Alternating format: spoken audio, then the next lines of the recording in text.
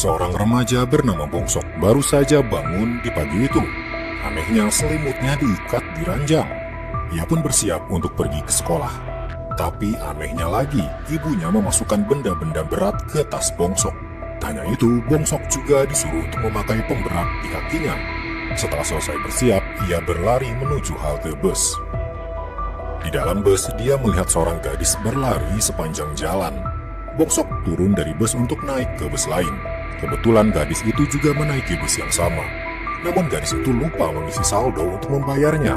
Bongsok pun berinisiatif untuk membayarkan ongkos gadis tersebut. Gadis itu bernama Hisu. Bongsok diam-diam mencuri pandang pada wajah Hisu yang cantik itu. Tiba-tiba Bongsok terlihat melayang. Bongsok langsung merapalkan angka-angka. Lalu bus sedikit berguncang membuat Bongsok terjerembab, wajahnya membentur kaca. Hisu hanya bengong melihat Bongsok yang seperti itu. Sampai di sekolah, Bongsok pergi ke kelasnya sementara Hisu mendatangi ruang guru. Hisu mengobrol dengan salah satu gurunya, mengobrol tentang beasiswa masuk universitas. Ayah Hisu tidak punya banyak uang, jadi ia berusaha untuk mendapatkan beasiswa untuk meringankan beban ayahnya. Gurunya menyarankan agar Hisu ikut beasiswa dari jalur olahraga saja. Jika Hisu bisa mendapat nilai sempurna di ujian praktik olahraga, Hisu bisa masuk universitas. Hisu pun setuju dengan saran gurunya itu. Hisu kemudian masuk ke kelas yang sama dengan kelas Bongsok. Hisu mengenalkan dirinya sebagai murid baru pindah dari sekolah lain. Bongsok hanya bisa menatap Hisu tanpa kata. Ia merasa terpesona dengan kecantikan Hisu. Lalu tiba-tiba Bongsok kembali melayang. Ia berusaha sekuat tenaga untuk tetap berada di tanah. Sementara itu, beralih di sebuah bandara, seorang pria berambut panjang baru saja tiba di kota Seoul. Dia berjalan ke parkiran menuju sebuah mobil delivery. Ia membuka bagasinya dan berganti baju. Terlihat sebuah tato besar dengan huruf F di punggungnya.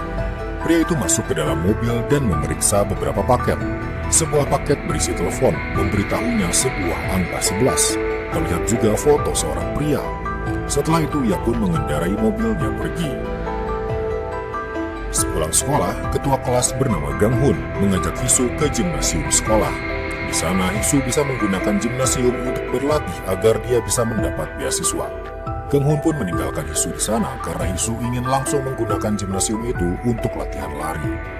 Di tengah larinya, terlintas di benaknya sebuah kejadian mengerikan. Ia pun berhenti berlari.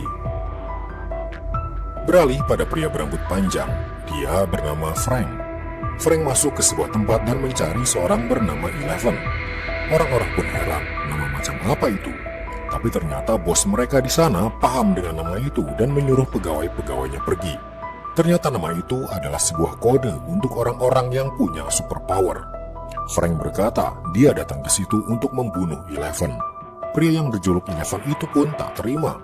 Dia mengambil beberapa stick golf dan memelintirnya jadi satu. Lalu terjadilah pertarungan mereka berdua. Di tengah pertarungan terlihat Frank juga punya superpower, yaitu bisa menyembuhkan dirinya sendiri dengan cepat. Lalu Eleven terlihat terlempar dari jendela gedung dan jatuh di jalanan. Dia pun mati. Frank dengan tenang menaiki mobilnya dan mengonfirmasi kalau si Eleven sudah ia lenyapkan. Kembali pada Bongsok, dia bertemu dengan Hisu yang sedang mencuci mukanya. Bongsok terlihat menahan dirinya agar tidak melayang. Hisu heran melihat tingkah Bongsok itu. Namun akhirnya mereka pun pulang bersama. Di halte bus, Hisu tiba-tiba berkata ingin pergi ke suatu tempat. Mereka pun berpisah. Hisu terlihat mengunjungi tempat bimbingan belajar.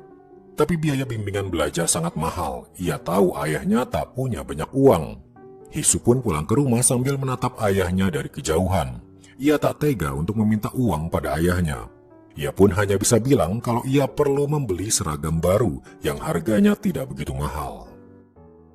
Sementara itu, di Badan Keamanan Nasional, seorang wakil direktur di sana mendapat kabar kalau si Eleven sudah tewas. Dia belum tahu siapa pelakunya. Pihak Keamanan Nasional kini mencoba menutupi berita itu sebagai kecelakaan jatuh dari gedung agar tidak menjadi perhatian banyak media.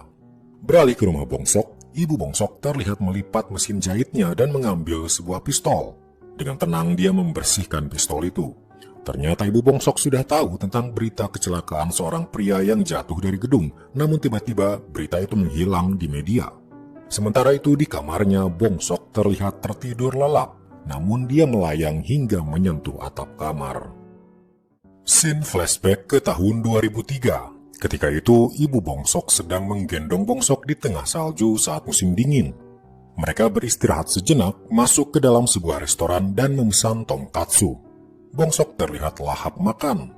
Sesekali dia melayang yang langsung ditahan oleh ibunya dengan kakinya. Selesai makan, Ibu Bongsok menggendong Bongsok lagi menuju sebuah gudang tak terpakai. Dia menyewa gudang itu selama 3 tahun dan dibayar di muka. Si pemilik gudang tentu saja senang. Satu pesan Ibu Bongsok, jangan sampai si pemilik itu datang ke gudang tersebut. Mungkin Ibu Bongsok tak ingin ia melihat Bongsok ketika melayang-layang yang mungkin bisa jadi masalah. Sepanjang hari, Bongsok selalu digendong ibunya. Suatu hari, Ibu Bongsok bertemu dengan seorang pedagang daging. Ibu itu punya anak disabilitas, tapi dia merelakan anaknya itu pergi keluar. Ibu Bongsok pun sadar, ia tak bisa selamanya menggendong Bongsok. Suatu hari nanti, Bongsok akan tumbuh besar dan harus bisa mandiri. Makanya, ibunya kini mempersiapkan jaring dan perlengkapan lain di gudang tempat mereka tinggal. Ibu Bongsok mulai melatih Bongsok untuk bisa berjalan sendiri. Yang unik dari Bongsok adalah, setiap Bongsok merasa bahagia, kemampuan melayangnya akan meningkat. Sedikit demi sedikit, Bongsok pun mulai bisa berjalan seperti anak normal lainnya, walaupun ia harus menggunakan pemberat di kakinya. Suatu hari, Bongsok melihat teman-temannya sedang bermain superhero. Bongsok merasa ingin memperlihatkan kemampuan melayangnya pada teman-temannya itu, agar terlihat seperti superhero juga. Ia pun mulai naik ke Climbers Playground dan melompat. Seketika ia pun melayang, membuat semua anak-anak di sana terkagum-kagum. Namun satu dari mereka merasa ingin seperti Bongsok juga. Ia langsung jatuh dan terluka. Akibat dari kejadian itu, Ibu Bongsok dipanggil oleh guru di sekolah. Gurunya berkata seorang anak meniru apa yang Bongsok lakukan dan berakhir dengan luka. Ibu Bongsok hanya bisa meminta maaf atas kejadian tersebut. Bongsok pun dinasehati oleh ibunya agar jangan memamerkan kekuatannya itu. Superhero tidak memamerkan kekuatannya, ujar Ibu Bongsok. Yang kau harus miliki adalah rasa empati dan rasa memahami orang lain. Malam harinya, di tengah hujan lebat, Bongsok terlihat menangis karena kejadian tadi siang. Tiba-tiba ia mulai melayang tinggi, untung saja ia berpegangan pada seutas tali. Ibunya untung datang dan segera berusaha menyelamatkan Bongsok. Sambil memeluk Bongsok, ibunya meminta maaf dan akan berjanji akan selalu melindungi Bongsok. Kembali ke masa Bongsok saat SMA, hari itu pun sedang hujan. Di dalam bus, Bongsok melihat seorang gadis memakai jas hujan berlari di pinggir jalan. Dialah Hisu yang lagi-lagi berlari hingga ke sekolah. Di depan gerbang sekolah, para murid berlarian agar tidak datang terlambat. Hisu berlari dan tiba-tiba menabrak Bongsok hingga terpental jauh. Beralih pada Frank. Dia kini mendapat misi untuk membunuh seseorang lagi. Targetnya kali ini bernama Seven. Seven adalah seorang penjual di toko buku. Frank langsung menantang Seven dan berkata kalau dia akan melenyapkan Seven. Ia pun langsung bersiaga. Dia menyentuh kabel seketika aliran listrik masuk ke dalam tubuhnya. Lalu Seven mengambil sebuah baterai untuk menambah kekuatan listriknya. Mereka berdua pun bertarung dengan sengit. Sementara itu, supir bus yang biasa dinaiki Bongsok melihat radionya rusak. Ia tiba-tiba merasa khawatir dan cemas. Kembali pada Frank dan Seven. Frank terlihat sangat kuat, membuat Seven kewalahan melawannya. Hingga akhirnya Seven berhasil dikalahkan. Frank kemudian mengambil sebuah foto. Terlihat Seven dan seorang anaknya. Wajah anak itu tak terlihat karena fotonya sudah robek. Kembali pada Bongsok dan Hisu. Baju seragam Hisu terlihat basah berkeringat karena tadi pagi dia berlari dari rumah sampai ke sekolah.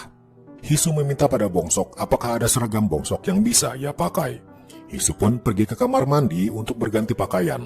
Tapi tak ia sadari ada seorang siswa laki-laki membuntutinya sepertinya ingin mengintipnya. Untungnya Gang Hun melihatnya dan segera menghadang siswa tersebut yang bernama Kiso. Kiso terlihat marah kemudian menantangnya berkelahi. Mereka pun pergi ke belakang sekolah, lalu Kiso langsung menyerang Gang Hun. Tapi di luar dugaan, ternyata Gang Hun punya kekuatan yang besar, seolah dia memiliki superpower. Gang Hun semakin terbawa emosi dan memukul Kiso, hingga akhirnya ia meninju sebatang pohon besar untuk melampiaskan emosinya. Hiso kalah, Gang Hun pergi meninggalkannya. Kembali pada Hisu, kini ia sudah berganti seragam. Dan saat pulang sekolah, Hisu dan Bongsok terlihat pulang bersama karena Hisu ingin ditemani untuk membeli seragam sekolah yang baru. Mereka pun datang ke sebuah toko seragam, lalu Hisu membeli beberapa seragam untuk dirinya. Beralih ke Badan Keamanan Nasional, mereka kembali menerima berita kalau seorang bernama Seven ditemukan tewas. Wakil direktur terlihat cemas mendengar kabar ini. Sementara itu, berita di TV menayangkan toko buku yang dikelola Seven habis terbakar. Namun anehnya, semua CCTV hancur. Berita itu ditonton oleh ayahnya Hisu dan juga ibunya Bongsok. Beralih pada Frank, kini dia mendapat misi baru lagi, melenyapkan seseorang bernama Three. Sementara itu, Bongsok dan Hisu sedang ada di minimarket, membeli beberapa makanan. Di depan minimarket, mereka makan sambil mengobrol. Mereka bercerita tentang orang tua mereka. Ibu Bongsok berjualan tongkatsu, sementara ayah Hisu berjualan ayam goreng. Ketika mengobrol, mereka melihat teman sekelas mereka pulang dengan muka babak belur. Bongsok berkata pada Hisu kalau dia namanya Kiso, seorang perundung yang biasa membuli murid lain di sekolah. Tapi kenapa sekarang tampaknya dia habis dipukuli? Mereka pun kembali mengobrol tentang diri mereka. Bongsok heran kenapa Hisu tidak punya teman. Padahal menurut dia, Hisu orang baik dan cantik, ujar Bongsok dengan malu-malu.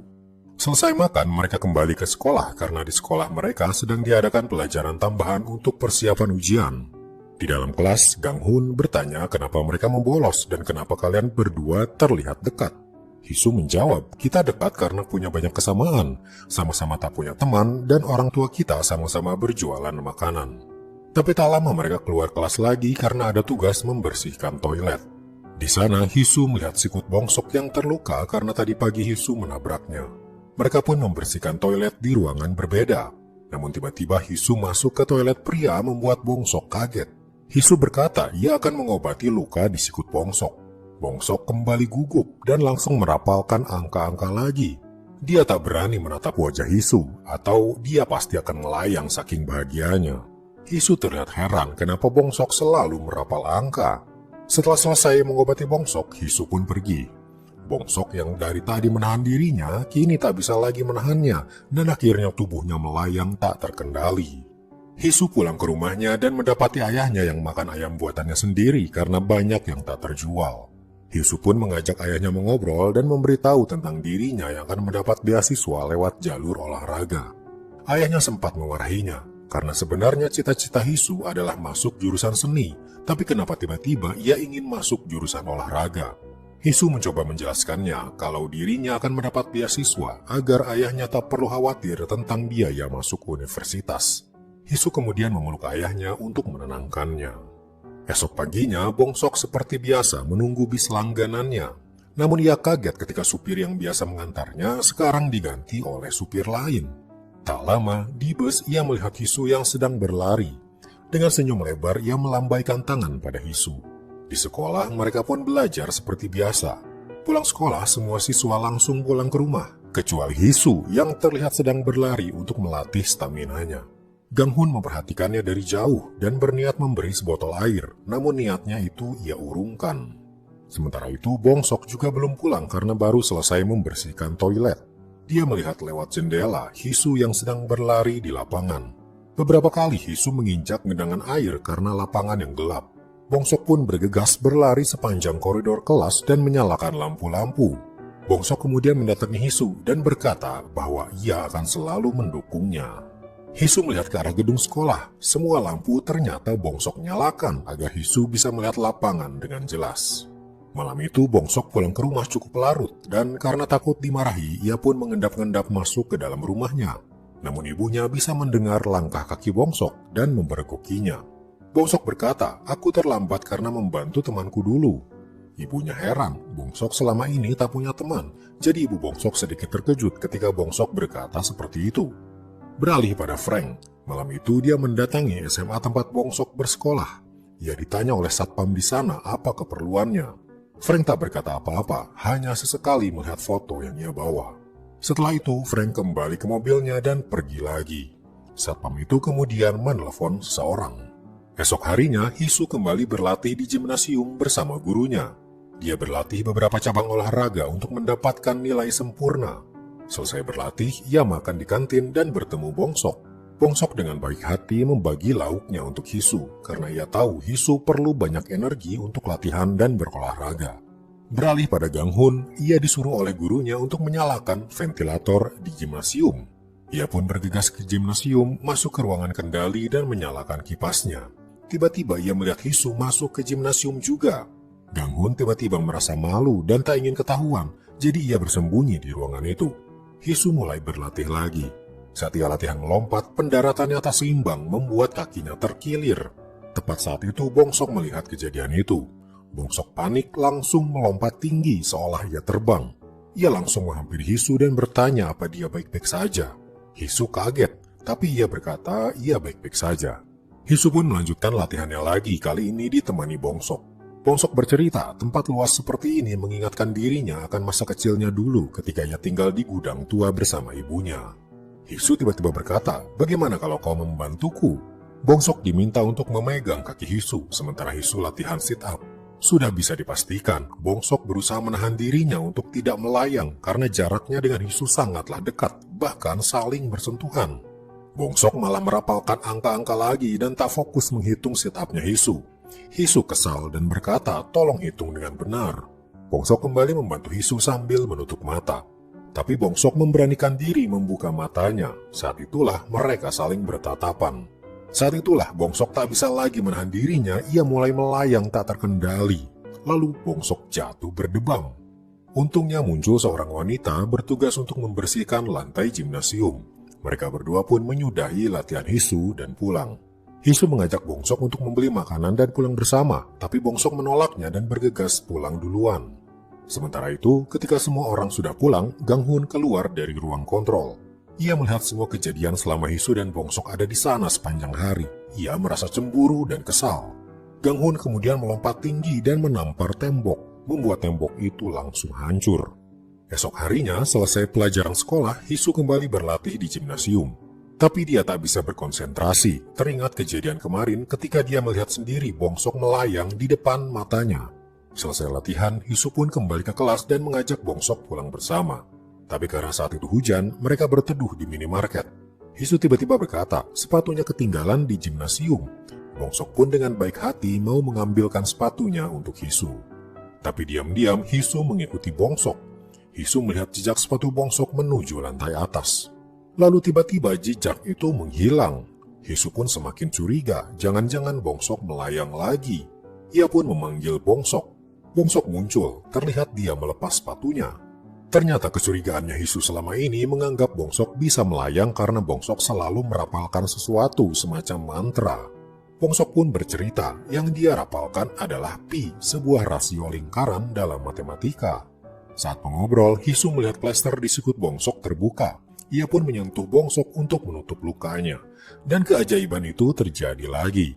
Bongsok lagi-lagi melayang, kali ini tepat di depan mata Hisu. Hisu hanya bisa tertegun melihat Bongsok perlahan naik membumbung tinggi. Bongsok menggapai-gapai, meminta bantuan Hisu untuk mengambilkan tasnya. Tapi tas itu terlalu berat dan Hisu pun tak bisa menggapai Bongsok yang berada terlalu tinggi.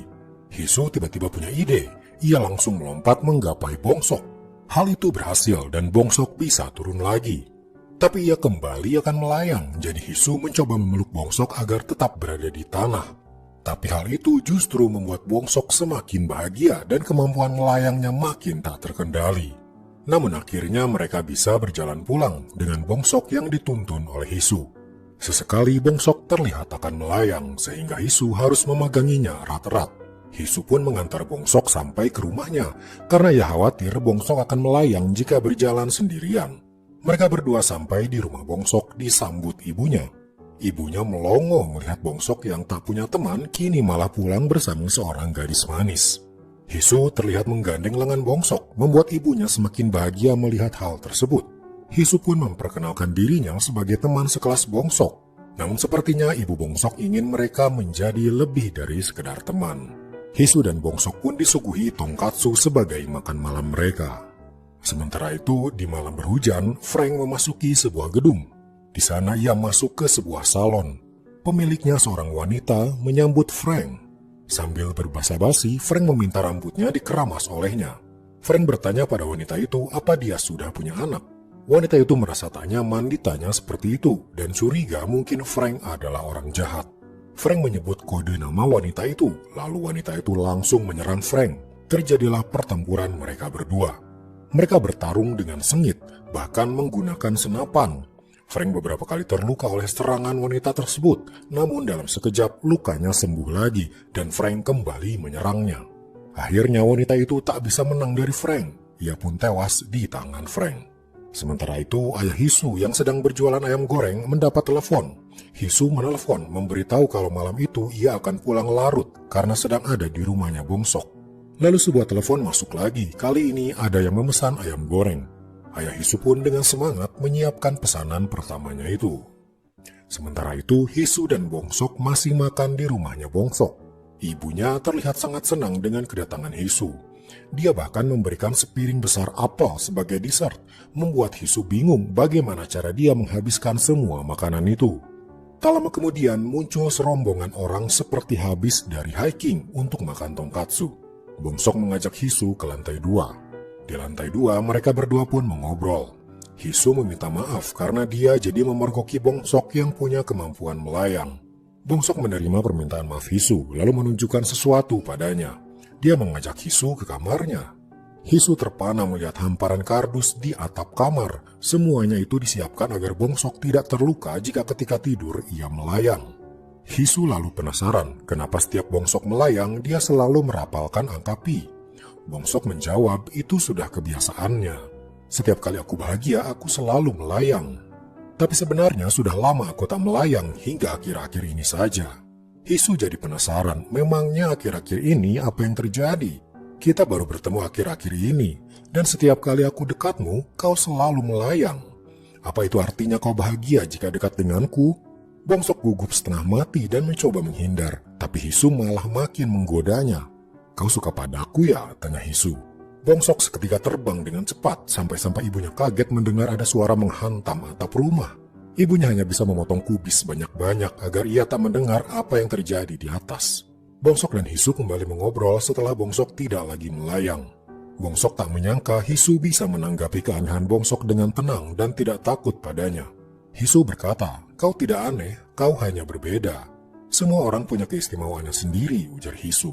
Bongsok tersenyum mendengarnya dan mengucapkan terima kasih. Ibu Bongsok yang punya kemampuan indera super mendengar percakapan mereka dan merasa terharu. Setelah itu mereka berdua turun ke bawah karena Hisu harus pulang. Ia pun pamit. Bongsok mengantarnya sampai di depan jalan karena Hisu berkata ia bisa pergi ke halte bus sendirian. Bongsok kembali ke rumahnya. Tapi ia dihadang ibunya. Kenapa kau membiarkan pacarmu pulang sendirian? Tanyanya. Ibunya berkata, wanita itu apa yang dikatakan oleh mereka dengan apa yang di hatinya sangat berbeda. Kau harus melihat tindakannya juga. Dia sudah mengantarmu hingga larut malam dan mengobrol di kamarmu berjam-jam. Ingat, tak ada gunanya jika kau melambaikan tangan kalau busnya sudah berangkat. Bongsok pun mengerti maksud ibunya dan bergegas kembali mengejar Hisu. Dengan memakai jas hujan bergambar dino, ia berlari di tengah hujan. Ia melepaskan pemberat di kakinya dan mulai melompat tinggi. Sambil berteriak memanggil Hisu, dia mengejarnya. Hisu menengok ke belakang, melihat Bongsok melompat-lompat mendekatinya. Bongsok akhirnya berhasil menyusulnya. Aku akan mengantarmu, ujar Bongsok. Kenapa? Tanya Hisu. Karena aku ingin, jawab Bongsok pasti. Sementara itu, Frank yang baru saja mengalahkan wanita pemilik salon berjalan keluar. Tak sengaja ia bertemu ayah Hisu yang akan mengantar pesanan ayam goreng. Frank bersikap waspada, namun sepertinya ayah Hisu bukanlah ancaman dan hanya sedang kebingungan mencari alamat. Frank pun pergi, sementara ayah Bongsok masuk terus ke dalam gedung mencari alamat kios untuk mengantar ayam goreng. Esok harinya, Bongsok kembali bersiap ke sekolah, padahal hari itu hari Sabtu. Penampilannya kini berbeda dengan rambut disisir rapi. Ibunya jadi curiga, tapi di dalam hatinya ia tahu pasti Bongsok sedang jatuh cinta. Bongsok ingin menemani Hisu berlatih di gimnasium. Di sana mereka melihat sebuah bekas tangan di tembok dan bingung siapa yang melakukannya. Namun mereka kembali fokus pada latihan Hisu. Hisu melihat gaya rambut Bongsok yang berbeda hari itu dan berkata style itu tak cocok denganmu. Setelah lama berlatih, Hisu beristirahat sejenak dan mengobrol dengan Bongsok. Hisu berkata, Kemarin kau sudah mengungkapkan rahasiamu padaku. Sekarang giliranku mengungkapkan rahasiaku padamu. Hisu lanjut berkata, apa kau tak merasa heran kenapa aku pindah sekolah ketika sudah semester 2 di saat ujian kelulusan sebentar lagi diadakan? Sebenarnya di sekolahku dulu aku berkelahi dengan 17 orang. 17 orang melawanku dan aku yang menang. Bongsok, kau bisa melayangkan? Sedangkan aku tak bisa terluka. Bongsok pun teringat ketika beberapa hari lalu Hisu terkilir kakinya, tapi tak lama berjalan seperti biasa, seolah tak terjadi apa-apa. Hisu bercerita tentang masa lalunya. Dulu sewaktu dia masih kecil, dia dan ayahnya sering berpindah-pindah. Mereka hanya tinggal di satu tempat selama 2 atau 3 tahun, lalu pindah lagi ke tempat lain, seolah ayahnya takut akan sesuatu. Tapi ketika Hisu sudah SMA, ayahnya mulai bertekad untuk menetap dan tidak akan pindah lagi agar Hisu bisa masuk universitas. Kemudian ayah Hisu membeli sebuah rumah kecil dan bekerja sebagai pekerja tambang. Hisu pun bersekolah di salah satu SMA di daerah situ. Ujian kelulusan hanya tinggal 4 bulan lagi dan para siswa serius belajar agar bisa masuk universitas yang mereka inginkan. Tapi di antara mereka ada beberapa siswi perempuan yang sering membuli. Seorang siswi kaya bernama Solji terlihat dibuli oleh mereka. Pemimpin mereka meminta AirPod padanya dengan dalih untuk meminjam. Solji hanya bisa menurut saja, ia terlalu takut pada para pembuli. Hisu memperhatikan kejadian itu dan merasa kesal, tapi ia menahan dirinya untuk tidak ikut campur. Di rumahnya, Hisu sering mengobrol dengan ayahnya dan mengerti betapa ayahnya berusaha keras untuk dirinya agar ia bisa masuk universitas. Itulah mengapa setiap ia melihat Solji dibuli, Hisu selalu menahan dirinya untuk tidak cari gara-gara. Ia hanya ingin lulus dan masuk universitas demi membantu ayahnya juga. Hisu hanya bisa melaporkan kejadian pembulian itu pada guru. Gurunya kemudian memanggil para pembuli itu dan hanya diberi peringatan saja. Namun itu membuat para pembuli menjadi marah karena ada seorang siswa yang berani melaporkan mereka. Pemimpin mereka bernama Yura dengan marah mengeluarkan pisau cutter dan mulai merobek buku-buku para siswa lain sambil berjalan, termasuk buku Hisu. Kejadian semakin memanas karena datangnya pacar Yura yang juga seorang cowok pembuli. Seorang siswa cowok di sana mencoba menghentikan Yura yang memegang pisau. Tapi pacar Yura langsung menghajar cowok itu sambil berkata, berani-beraninya kau menyentuh pacarku. Ia dipukuli habis-habisan dan diseret keluar kelas. Pulang sekolah, Hisu mengikuti cowok yang dipukuli itu bermaksud meminta maaf. Hisu berkata, kenapa kau tidak melapor pada guru kalau kau dipukuli? Tapi dia menjawab, kita ini sudah kelas 3, semua orang fokus untuk ujian kelulusan. Sebaiknya kau juga jangan cari gara-gara dan diam saja. Hisu hanya terdiam, ia bahkan tak berani meminta maaf. Sementara itu pembulian pada Solji semakin menjadi, dia kini disiram air dan disiksa oleh para pembuli. Hisu melihat itu semua dan emosinya hari itu tak bisa ia tahan lagi. Ia bangkit dari kursinya dan tiba-tiba mengajak Yura untuk keluar. Di luar, Yura dan teman-temannya mengeroyok Hisu. Mereka berkelahi di genangan lumpur, ditonton oleh semua siswa di sekolah. Yura menggunakan pisaunya dan menyabet Hisu. Luka di leher Hisu terbuka. Namun hanya dalam hitungan detik, luka itu kembali menutup. Yura melihatnya dan ketakutan. Pacar Yura muncul membawa tongkat baseball dan memukuli Hisu. Tapi Hisu bisa bangkit lagi dan balik menghajar pacar Yura itu. Anehnya, akibat kejadian itu malah Hisulah yang disalahkan dan dikeluarkan dari sekolah sementara yang lain tidak. Bahkan ayah Hisu harus meminta maaf pada setiap orang tua dari anak-anak yang waktu itu berkelahi dan membayar ganti rugi yang tidak sedikit. Alasan kenapa Hisulah yang disalahkan karena Hisu tak mengalami luka sedikit pun dari tragedi pengeroyokannya itu. Ayah Hisu kemudian berkata, kau punya kemampuan penyembuhan sama sepertiku. Dan kau mewarisi sifat tak bisa diam ketika melihat ketidakadilan dari mendiang ibumu. Hisu, ibumu pasti bahagia jika bisa melihatmu sekarang, ujar ayahnya.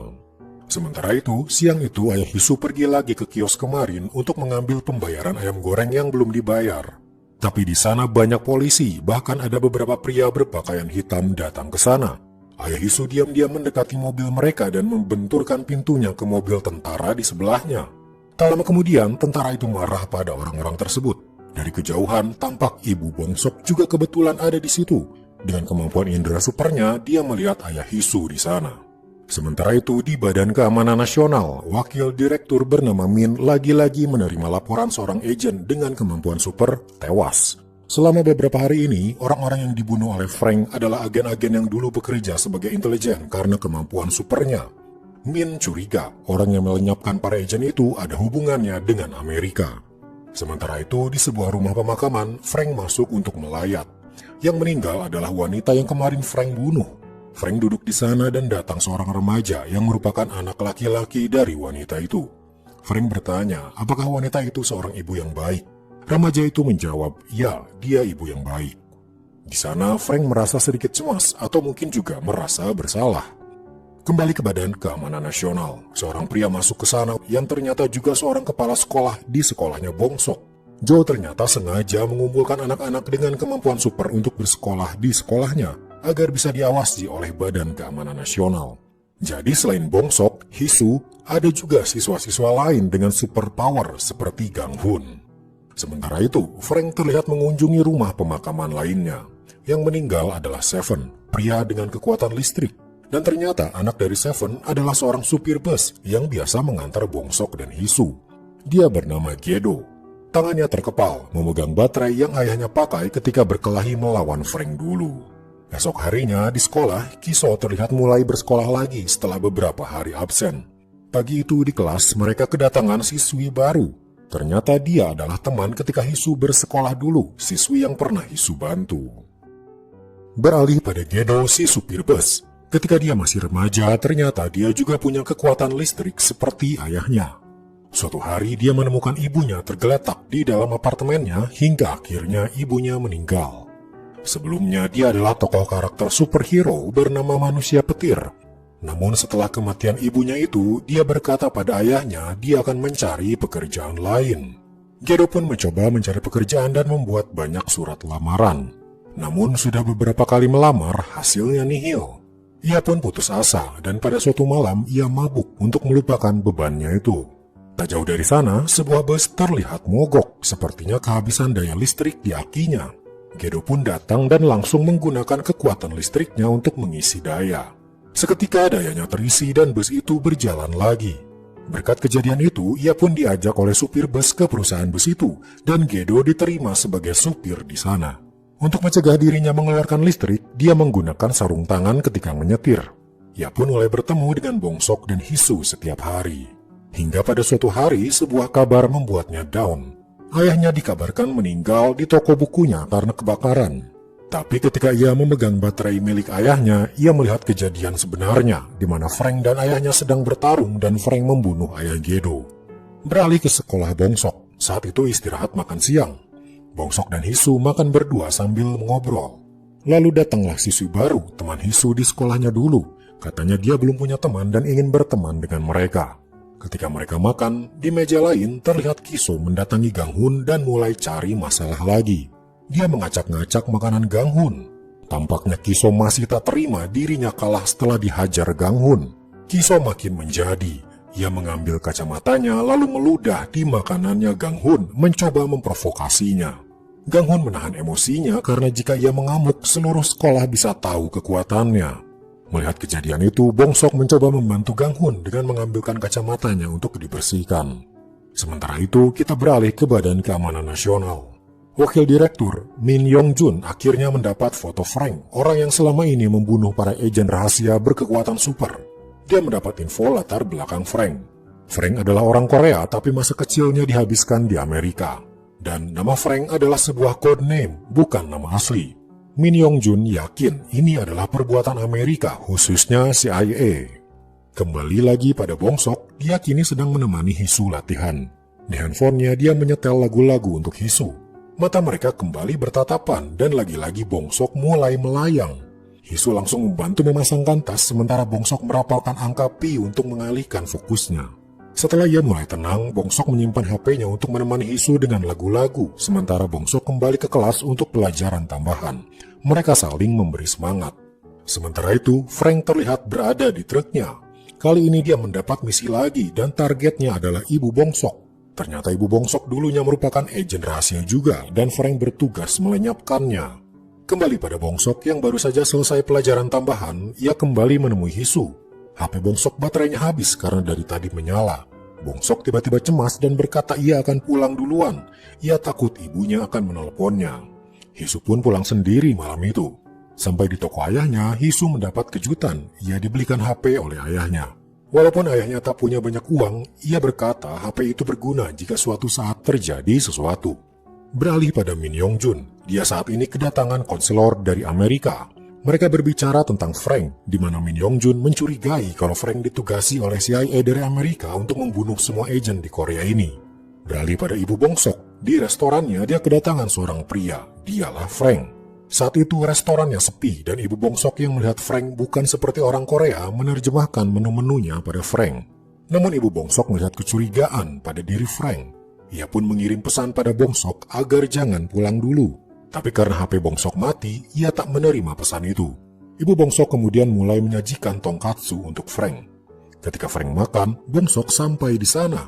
Ibunya melotot padanya sambil berpura-pura tak mengenal Bongsok. Ibunya menyambutnya seperti pelanggan umum. Bongsok awalnya hanya bengong, namun tampaknya ia tahu ada sesuatu yang tak beres. Bongsok pun pura-pura tak kenal ibunya dan memesan seporsi tongkatsu seolah ia pelanggan di sana. Di dapur, ibunya mengambil pistol dan menyimpannya di balik pinggangnya. Sementara itu, Min Yongjun bernegosiasi dengan pihak konselor Amerika untuk menunda misi mereka membunuh para agen di Korea atau akan terjadi keributan di antara mereka. Akhirnya konselor itu setuju dan mengirim pesan pada Frank. Di ponsel Frank, tulisan "Tunda" terlihat di layar, membuat Frank yang tadinya akan menyerang Ibu Bongsok menghentikan aksinya. Frank pun keluar dari restoran, membuat Ibu Bongsok lega. Setelah itu, Ibu Bongsok langsung memarahi Bongsok, kenapa pesannya tak ia balas. Bongsok bercerita kalau HP-nya mati. Ibu Bongsok berkata, apapun yang terjadi, HP-mu harus selalu menyala. Bongsok masih bingung apa yang sebenarnya terjadi, tapi ibunya tak bisa menceritakannya. Sementara itu, Frank yang sedang menyetir tiba-tiba teringat masa kecilnya. Frank kecil sedang berada di ladang, sedang menghabisi anak-anak lain. Setelah itu, tembakan terjadi pada dirinya membuat Frank harus berlari menghindar. Ingatan itu membuatnya tak fokus dan hampir saja menabrak sebuah bus. Bus itu ternyata disupiri Gedo dan dia melihat Frank. Ia tahu Franklah yang membunuh ayahnya. Ia pun langsung menyuruh para penumpang untuk turun. Setelah itu dia putar balik dan mulai mengejar Frank. Frank tak tahu kalau Gedo adalah anak dari agen yang ia bunuh. Ia sadar dirinya dikejar lalu kemudian ia tancap gas. Gedo semakin mendekati mobil Frank lalu terjadilah saling tabrak-menabrak dari sisi kendaraan. Frank membuat sebuah mobil terguling hingga menghalangi bus Gedo. Frank pun kabur berbelok ke sebuah ladang. Di ladang itu Frank teringat lagi masa kecilnya. Ketika ia masih kecil, ia ditembaki di ladang sementara ia hanya bisa berlari. Lalu ia tiba di sebuah camp. Ternyata semua itu adalah latihan untuknya dan untuk anak-anak lain yang sejak kecil dilatih menjadi seorang pembunuh. Kembali ke masa sekarang, Gedo ternyata masih mengejar Frank hingga ke ladang. Tiba-tiba dari samping, Frank menabrak bus itu. Gedo turun dari bus dan langsung menyerang Frank. Tapi Gedo tak punya keahlian bertarung, dia hanya punya kekuatan listrik, sehingga Frank dengan mudah bisa mengalahkannya. Setelah membereskan Gedo, Frank melaju menuju target selanjutnya, yaitu ayahnya Hisu. Ia sampai di restoran ayam gorengnya, namun sayangnya sedang tutup. Frank melihat bon pesanan, terlihat sebuah alamat. Tampaknya ayah Hisu sedang mengantar ke alamat itu. Tanpa membuang waktu, Frank mengendarai mobilnya di sepanjang jalanan sempit, membuat orang-orang menyingkir. Bermodalkan maps, Frank terus melaju ke alamat yang ia tuju. Ketika hampir sampai, ia melihat ayah Hisu sedang naik motor mengirim ayam goreng. Frank mengejar lalu menabraknya. Lalu dengan sadis, Frank menggilas ayah Hisu berkali-kali. Setelah itu, Frank pergi menuju tempat sepi. Namun ia tak tahu, ternyata sedari tadi ayah Hisu bersembunyi di bawah mobil. Ayah Hisu langsung membuat perhitungan dengan Frank, memukulinya berkali-kali hingga Frank tak sadarkan diri. Ayah Hisu melihat dokumen di dalam mobil. Ia kini paham, ternyata semua agen seangkatannya sedang dalam target pembunuhan. Tiba-tiba Frank bangkit lagi, lalu terjadilah pertarungan mereka berdua. Mereka berdua sama-sama punya kekuatan super bisa menyembuhkan diri, sehingga pertarungan itu benar-benar brutal. Luka tusuk, luka sayat, patah tulang, semua sudah mereka alami. Namun hanya dalam hitungan detik, semua itu sembuh kembali. Pertarungan kini terjadi di dalam mobil. Mobil berguncang hebat akibat serangan yang dilakukan oleh keduanya. Hingga akhirnya ayah Hisu berhasil membuat Frank kehabisan tenaga dan babak belur. Frank lalu berkata, apa anakmu bersekolah di sekolah Jongwon? Ayah Hisu kaget dari mana Frank tahu tempat sekolah Hisu. Ia kembali memukuli Frank hingga darah menggenang. Ayah Hisu mengambil ponsel Frank dan mengirim sebuah pesan, "Kubunuh kau." Dia mencoba membakar mobil sementara Frank masih ada di dalamnya. Sementara itu, esok paginya, Bongsok diberi power bank besar oleh ibunya agar ia tak lagi kehabisan baterai di HP-nya. Akibat sikap overprotektif ibunya itu, Bongsok jadi murung. Bahkan ketika Hisu mengajaknya makan setelah pulang sekolah, Bongsok menolaknya dan berkata akan langsung pulang ke rumah. Hari-hari Bongsok dan Hisu kini dihabiskan sendiri-sendiri. Semakin waktu berlalu, hari ujian kelulusan pun semakin dekat. Bongsok kini setiap habis pelajaran, dia langsung pulang dan belajar di rumah, sementara Hisu berlatih sendirian di gimnasium. Bongsok dan Hisu sebenarnya sama-sama merasa kehilangan. Hingga di malam sebelum ujian, ketika Bongsok belajar, sebuah pesan masuk ke HP-nya. Ternyata dari Hisu, bertanya, "Kau sedang apa?" Bongsok menjawab, ia sudah bersiap untuk tidur. Hisu mengucapkan selamat malam. Bongsok tak sengaja mengirim simbol hati, membuatnya tiba-tiba panik sendiri. "Matikan lampu," balas Hisu. Ternyata Hisu sedari tadi memperhatikan jendela kamar Bongsok dari kejauhan. Bongsok yang memang sudah rindu dengan Hisu nekat melompat keluar dari jendela, menyeberangi sungai untuk menemui Hisu. Mereka pun mengobrol berdua di sebuah bangku di pinggir sungai. Hisu mengira Bongsok kini menjauh dari dirinya karena ingin fokus belajar. Tapi Bongsok menjelaskan, itu karena ibuku selalu menyuruhku langsung pulang. Lalu tiba-tiba Hisu mengambil sebuah batu besar dan menyimpannya di pangkuan Bongsok. Hisu lalu berkata, "Aku merindukanmu." Bongsok ingin berkata hal yang sama, namun tiba-tiba salju turun. Sementara itu, di suatu malam di sekolah Bongsok, seseorang masuk ke gimnasium dan melihat ring basket. Beberapa hari kemudian, para siswa sedang ada di gimnasium untuk berolahraga. Mereka pun mulai berolahraga bebas, apapun yang mereka mau. Bongsok diajak bermain badminton oleh Gang Hun, sementara Hisu masih berlatih untuk ujian praktek masuk universitas. Seorang siswi yang hobi merekam video merekam semua kegiatan para siswa di hari itu. Hisu terlihat sedang latihan melompat sambil mengukur tinggi lompatannya. Namun tanpa ia tahu, ring basket di sampingnya sekrupnya perlahan mengendur. Tiba-tiba sekrup terlepas, ring basket mengayun ke arah Hisu. Gang Hun dan Bongsok melihatnya, mereka spontan berlari ke arah Hisu. Seperti flash, Gang Hun berhasil menyelamatkan Hisu. Sementara Bongsok, ia gagal karena terhambat oleh pemberat di kakinya. Bongsok tiba-tiba merasa kalah dan ia merasa malu karena tak bisa menyelamatkan gadis yang ia sukai. Tapi tanpa diduga, kejadian itu direkam oleh seorang siswi dan ia langsung menguploadnya ke internet. Insiden itu langsung jadi perbincangan panas hingga membuat Min Yongjun kelabakan. Ia tak ingin orang-orang tahu ada anak-anak berkemampuan super. Ayah Hisu dan ibu Bongsok pun menonton video kejadian itu. Sementara itu, di luar, Bongsok kembali teringat akan kegagalannya menyelamatkan Hisu.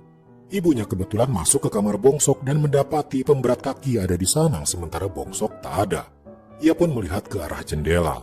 Bongsok ternyata sedang berlatih menguasai kemampuan terbangnya. Ia melompat-lompat, melayang, lalu terjatuh. Ia pun bangkit lagi dan mencoba terus, hingga akhirnya dia bisa terbang cukup jauh. Tapi dari kejauhan, Bongsok melihat ibunya sudah berdiri menghadangnya. Bongsok mendarat sambil terjerembab. Ibunya mulai memarahi Bongsok. Tapi kali ini Bongsok membantah ibunya. Dia berkata, dia sudah lelah selama ini selalu dilarang ibunya ini dan itu. Bongsok selalu merasa terikat oleh larangan ibunya. "Kalau saja aku bisa terbang, mungkin aku bisa menyelamatkan Hisu," ujar Bongsok akhirnya mengeluarkan semua unek-uneknya. "Aku ingin terbang, Bu." "Kau ingin berakhir seperti ayahmu?" teriak ibunya tiba-tiba membuat Bongsok terdiam. Bongsok selama ini memang tak tahu apa yang sebenarnya terjadi pada ayahnya. Cerita sebenarnya dari ayah Bongsok hingga membuat Bongsok punya kemampuan terbang. Scene flashback ke tahun 1987. Pesawat terlihat sedang mengudara di antara gumpalan awan. Tiba-tiba muncul seorang pria terbang mendekati pesawat itu. Dia meraih jendela kokpit luar dan berteriak memanggil pilot. Kedua pilot syok. Mereka mengira pria ini adalah seorang pembajak pesawat. Tapi si pria ini berteriak ada bom di pesawat. Para pilot akhirnya bisa mendengar perkataan si pria itu. Namun terlambat. Bom tiba-tiba meledak, menghancurkan pesawat yang masih terbang di angkasa. Pria itu mendarat dan memperlihatkan raut wajah sedih karena gagal menyelamatkan pesawat tersebut. 7 tahun kemudian, tahun 1994, sebuah agensi keamanan nasional dengan kepala agensi bernama Min Yong-jun memerintahkan seorang agennya untuk melakukan sebuah misi. Dia bernama Miyun, dan dia punya kemampuan indera super tajam, baik telinga, mata, dan indera lainnya. Namun karena satu insiden, kemampuannya sudah menurun dan kini bekerja di bagian administrasi. Tapi kali ini, dia diberi misi khusus oleh Min Yong-jun untuk mendekati seorang agen rahasia bernama Do-sik. Cari tahu semua rahasia dari Do-sik, lalu laporkan padaku, perintah Min Yong-jun pada Miyun. Maka dimulailah misi itu Miyun jalankan. Dan Do-sik adalah pria yang waktu itu berusaha menyelamatkan pesawat dari ledakan. Miyun pun mulai mendekati Do-sik dengan caranya sendiri. Setiap kali Do-sik datang ke kantor, dia akan lewat di depan Do-sik tapi tidak menyapa. Dia melakukan itu untuk menarik perhatian Do-sik. Setelah beberapa minggu melakukan hal itu, akhirnya Do-sik mulai penasaran dengan seorang wanita cantik yang selalu terlihat melewatinya membawa setumpuk berkas. Hingga pada suatu hari, Do-sik memberanikan diri berniat mendekati Miyun, tapi Miyun sengaja pergi membuat Do-sik salah tingkah, lalu mengurungkan niatnya. Pada suatu hari, Miyun terlihat ada di depan mesin kopi. Dari tangga, Do-sik melihat Miyun dari kejauhan. Miyun bisa mendengar gemericik uang koin di saku Do-sik. Lalu Do-sik memberanikan diri berjalan mendekati Miyun, kemudian berkata, "Apa kau punya koin?" Miyun padahal tahu Do-sik punya koin di sakunya, tapi tampaknya ia berpura-pura untuk bisa berkenalan. Scene kemudian flashback 2 tahun lalu. Di sebuah hotel mewah sedang diadakan acara makan malam. Tamu-tamunya adalah orang-orang VIP dari Korea Utara. Di sana terlihat Miyun menghibur para tamu menjadi penyanyi. Terlihat juga para pengawal yang sedang bersiaga. Salah satu dari mereka mulai memerintahkan para pelayan untuk menyajikan teh pada para tamu. Namun tak berapa lama, para tamu jatuh tergeletak tak sadarkan diri. Ternyata teh itu sudah diracun. Namun di antara para tamu, ada yang berpura-pura pingsan dan mereka ternyata menjadi target para pengawal untuk dihabisi. Para tamu yang berpura-pura pingsan itu pun mulai ditembaki. Pimpinan dari para pengawal mulai memerintahkan anak buahnya untuk menghabisi tamu yang masih tersisa, dan ternyata Miyun adalah salah satu dari anak buah pengawal itu. Miyun melihat seorang pria yang masih hidup. Tugas Miyun adalah menghabisinya, namun ada rasa tak tega dalam diri Miyun. Lalu Miyun diberi perintah untuk mengambil granat peledak untuk menghancurkan tempat itu. Miyun bimbang dan tanpa diduga mengambil granat kejut, bukan peledak. Miyun melemparnya seketika ruangan silau oleh cahaya dan terdengar suara melengking membuat telinga sakit. Dia menembak pintu yang terkunci lalu menyuruh orang-orang yang masih hidup untuk kabur. Misi itu pun berantakan akibat ulah Miyun.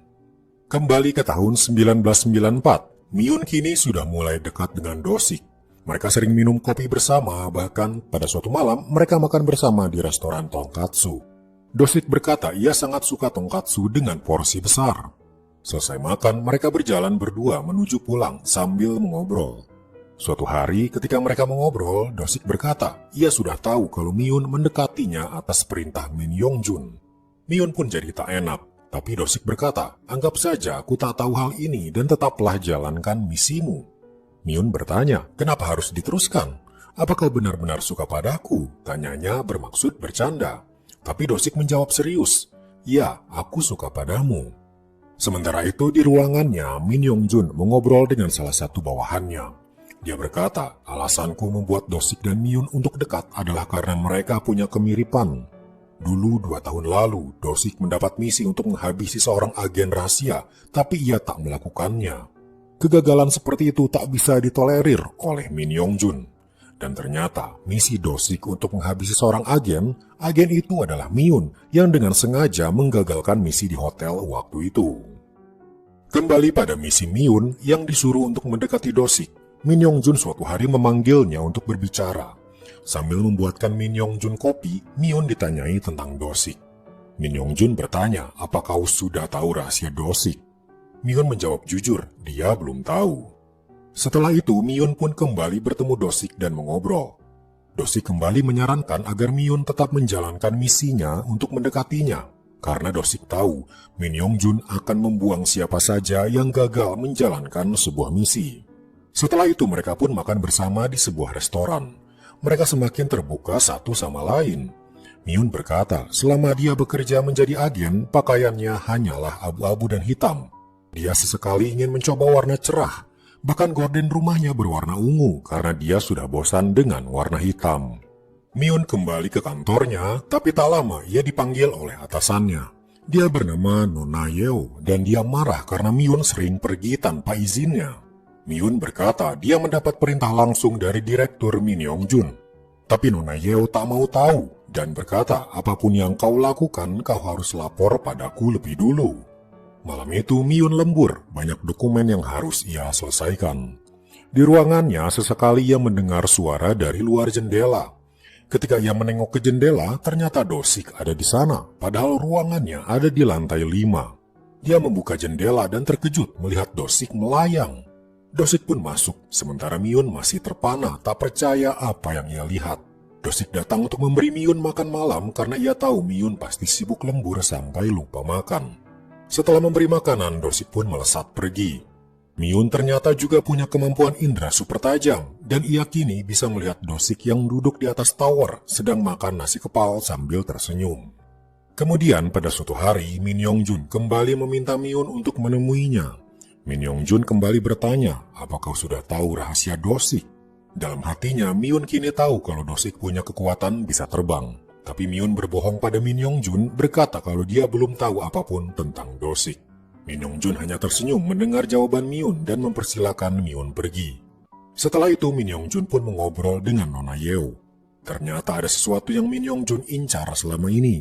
Sebenarnya Min Yong Jun sudah tahu kalau Dosik punya kekuatan terbang, tapi dari jawaban Miun yang berbohong barusan, terlihat kalau Miun sudah benar-benar jatuh cinta pada Dosik. Kembali pada Miun, di ruangannya dia mendengar suara aneh. Dengan indera supernya, dia menyelidiki kalau suara itu berasal dari ruangan Nona Yeo. Ia memfokuskan diri pada kemampuan pendengarannya dan terdengar suara mesin. Ternyata itu adalah kamera tersembunyi. Ternyata selama ini gerak-geriknya diawasi oleh kamera. Miun pun kini berlari ke mesin kopi, tempat dia sering minum kopi bersama Dosik. Di sana ia juga menemukan suara yang sama, lagi-lagi ada kamera tersembunyi di situ. Ternyata selama ini Min Yong Jun sudah mengawasi Miun dan Dosik. Bahkan semua percakapan mereka dari awal berkenalan sudah diketahuinya. Miun merasa dikhianati. Ia pun menemui Min Yong Jun dan menceritakan tentang kamera-kamera itu.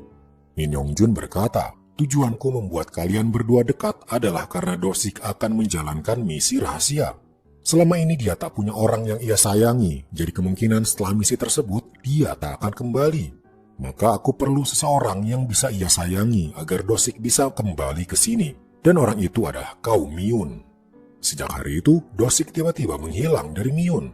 Berhari-hari, bahkan berminggu-minggu, Miun menunggu kabar dari Dosik, tapi ia tak pernah mendengar kabarnya lagi.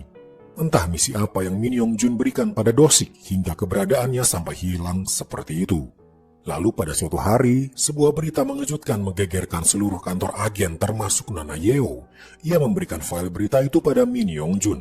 Ternyata berita itu berisi tentang kematian pemimpin Korea Utara karena sakit jantung.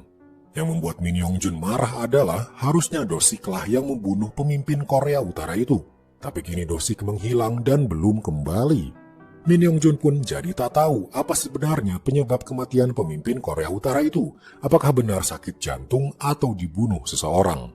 Hal ini pastinya akan membuat hubungan Korea Selatan dan Utara menjadi terguncang dan Min Yong Jun pun bisa terancam. Min Yong Jun pun menyuruh semua agen untuk memburu Dosik yang kini menghilang. Berita tentang Dosik yang kini menjadi buronan seluruh agen pun diketahui oleh Miun. Miun kini cemas karena ia tak tahu sama sekali bagaimana kabar Dosik dan di mana ia berada. Di suatu hari, di hari berhujan, tiba-tiba ia mendengar sesuatu di luar jendela apartemennya. Ketika jendela dibuka, ternyata Dosik ada di sana. "Bagaimana kau bisa tahu apartemenku?" tanya Miun. "Aku melihat gorden ungumu," ujar Dosik. Masih teringat ketika makan malam, Miun pernah bercerita kalau dia memasang gorden ungu di jendelanya. Lalu dengan ekspresi sedih, Dosik berkata, "Aku menemuimu karena aku merasa aku akan mati hari ini." Ia pun memeluk Miun, lalu tiba-tiba titik merah terlihat di punggung Dosik. Ternyata para agen sedang memburunya dan para sniper juga bersiap untuk menembaknya. Kemudian para agen masuk ke apartemen Miun dan langsung menangkap Dosik. Dosik melawan, kemudian menyandera seorang agen. Dosik mencoba mengambil pistol di sakunya, tapi pistol itu hilang. Ternyata pistolnya diambil Miyun ketika mereka berpelukan tadi, dan sekarang dia menodongkannya pada Dosik. Ternyata Miyun sudah diberi misi oleh Min Yongjun untuk menangkap Dosik juga. Min Yongjun menggunakan ancaman pada Miyun, berkata kalau ayahnya kini dirawat di rumah sakit berkat Min Yongjun juga. Miyun terpaksa harus menuruti semua perintah Min Yongjun demi ayahnya yang sakit itu. Dosik pun tak bisa melakukan apa-apa lagi, melihat kekasihnya sendiri kini menodongkan pistol padanya. Ia pun ditangkap dan langsung dibawa ke hadapan Min Yongjun. Sampainya di sana, Min Yongjun langsung bertanya, apa kau yang membunuh pemimpin Korea Utara? Tapi Dosik tak menjawabnya.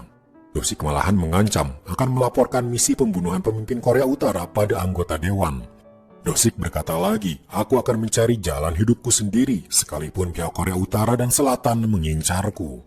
Ia kemudian menghajar semua agen di sana, kemudian menyandra Min Yongjun. Dia membawa Min Yongjun melayang keluar gedung. Seluruh agen kini bersiap menembak Dosik. Di bawah, Miyun melihat apa yang terjadi. Dosik tiba-tiba memanggil nama Miyun sambil menodongkan pistol padanya. Lalu sebuah tembakan dilepaskan. Ternyata rekan Dosik bernama Juwon menahan tembakan itu dengan tangannya. Dia punya kemampuan super menyembuhkan diri sendiri. Ternyata hal itu sengaja Dosik lakukan agar para agen tidak mengincar Miyun. Bahkan ketika mereka berpelukan tadi, ternyata Dosik sendirilah yang menyuruh Miyun untuk mengambil pistol di sakunya, lalu berpura-pura ikut menangkap Dosik. Miyun pun diminta untuk menemui Juwon agar nanti bisa melindungi Miyun. Rencana Dosik itu pun berhasil dan kini dia menghilang. Min Yongjun dibiarkan tergantung di sebuah pohon, sementara Dosik kini menjadi buronan para agen. Tak lama setelah insiden itu, ayah Miyun meninggal karena sakit yang dideritanya. Karena kini sudah tak ada yang perlu Miyun lindungi, Miyun pun keluar dari kantor agen dan bekerja di tempat lain. Tapi setiap hari kenangannya pada Dosik tidaklah berubah. Setiap makan, dia akan memesan tonkatsu porsi besar. Miyun bahkan meminta meja kerja dekat jendela, dan di sela kerjanya dia sering memandang ke atas, berharap Dosik muncul dan menemuinya. Hingga pada suatu malam, di hari bersalju, Miyun mendengar suara dari belakang. Seolah sudah hafal dengan suara itu, Miyun tersenyum dan berbalik. Dosik muncul setelah sekian lama menghilang. Dosik kemudian berkata, aku ingin menunjukkan sesuatu padamu. Ia pun memeluk Miyun, lalu perlahan mereka mulai melayang, semakin tinggi melihat pemandangan kota dari atas. Waktu pun berlalu, mereka berdua akhirnya menikah dan sudah punya anak. Mereka memberinya nama Bongsok. Kehidupan mereka berdua terlihat bahagia. Dosik kini bekerja mengelola kebun buah, sementara Miyun ikut membantu Dosik dan juga mengurus Bongsok. Pada suatu hari, ketika mereka berdua tengah asik bermain dengan Bongsok, tiba-tiba Bongsok melayang. Ternyata kemampuan super Dosik turun pada Bongsok. Miyun dan Dosik hanya bisa tertegun. Mereka baru tahu hal ini bisa terjadi. Dosik pun mulai memasang jala di dalam rumah agar Bongsok tidak melayang tinggi. Sementara itu, beralih pada Min Yongjun. Kini dia terlihat lagi sedang masuk ke sebuah gedung. Gedung itu adalah gedung Badan Intelijen Nasional, dan kini Min Yongjun menjadi wakil direkturnya. Nona Yeo kini menjadi sekretarisnya. Bertahun-tahun berlalu, Bongsok kini sudah tumbuh menjadi lebih besar. Di malam hari, terkadang Miyun terbangun karena mendengar suara mencurigakan. Kemudian di suatu siang, Bongsok terlihat bermain sendiri di dalam rumah. Tapi dia berjalan menuju jendela yang terbuka. Lalu tiba-tiba Miyun berteriak hingga terdengar oleh Dosik. Ternyata Bongsok melayang keluar dan kini entah kemana. Dosik pun menenangkan Miyun dan langsung melesat tinggi mencari Bongsok. Jauh di atas sana, di antara gumpalan awan, Bongsok terlihat menangis melayang-layang. Dosik pun langsung menggendongnya dan membawanya kembali turun ke rumah. Lalu pada suatu siang, Dosik kedatangan seorang pria yang ingin membeli buah-buahan dari kebunnya. Dosik tak mengenal pria itu dan mempersilakan membeli buahnya. Ternyata pria itu adalah bawahan Min Yongjun yang bernama Jo. Dia ternyata sudah tahu keberadaan Dosik dan Miyun dan bersiap melaporkannya pada Min Yongjun. Malam harinya, Miyun kembali terbangun karena mendengar suara mencurigakan. Kali ini dia ketakutan karena suara itu berasal dari para agen. Setidaknya ada 30 orang yang sedang bersiap mengepung rumah Miyun dan Dosik. Dosik segera membuat rencana. Dia akan mengalihkan perhatian para agen sementara Miyun harus membawa Bongsok kabur menjauh. Dosik kemudian keluar rumahnya. Para agen sudah bersiap menodongkan senjatanya. Ketika ada kesempatan, Dosik langsung menghajar salah satu agen dan Dosik langsung terbang sambil menyandera agen itu. Tapi sayangnya seorang sniper berhasil melumpuhkan Dosik. Ia pun langsung diserang oleh agen berkekuatan listrik. Terjadilah pertarungan mereka berdua. Lalu ketika Dosik lengah, dirinya diikat oleh tali. Dosik mencoba terbang untuk kabur, tapi tali itu menjeratnya, membuatnya hanya bisa melayang sambil terikat. Sementara itu, Mion mengendap-ngendap sambil menggendong Bongsok. Ia pun masuk ke dalam mobil. Dosik pun berbisik yang didengar oleh Mion. Mion pun kemudian menyalakan mobilnya lalu kabur melalui jalan belakang. Dosik bisa melihat kalau Mion dan Bongsok sudah kabur dan situasinya sudah aman. Ia pun turun dan tanpa perlawanan dia menyerahkan diri.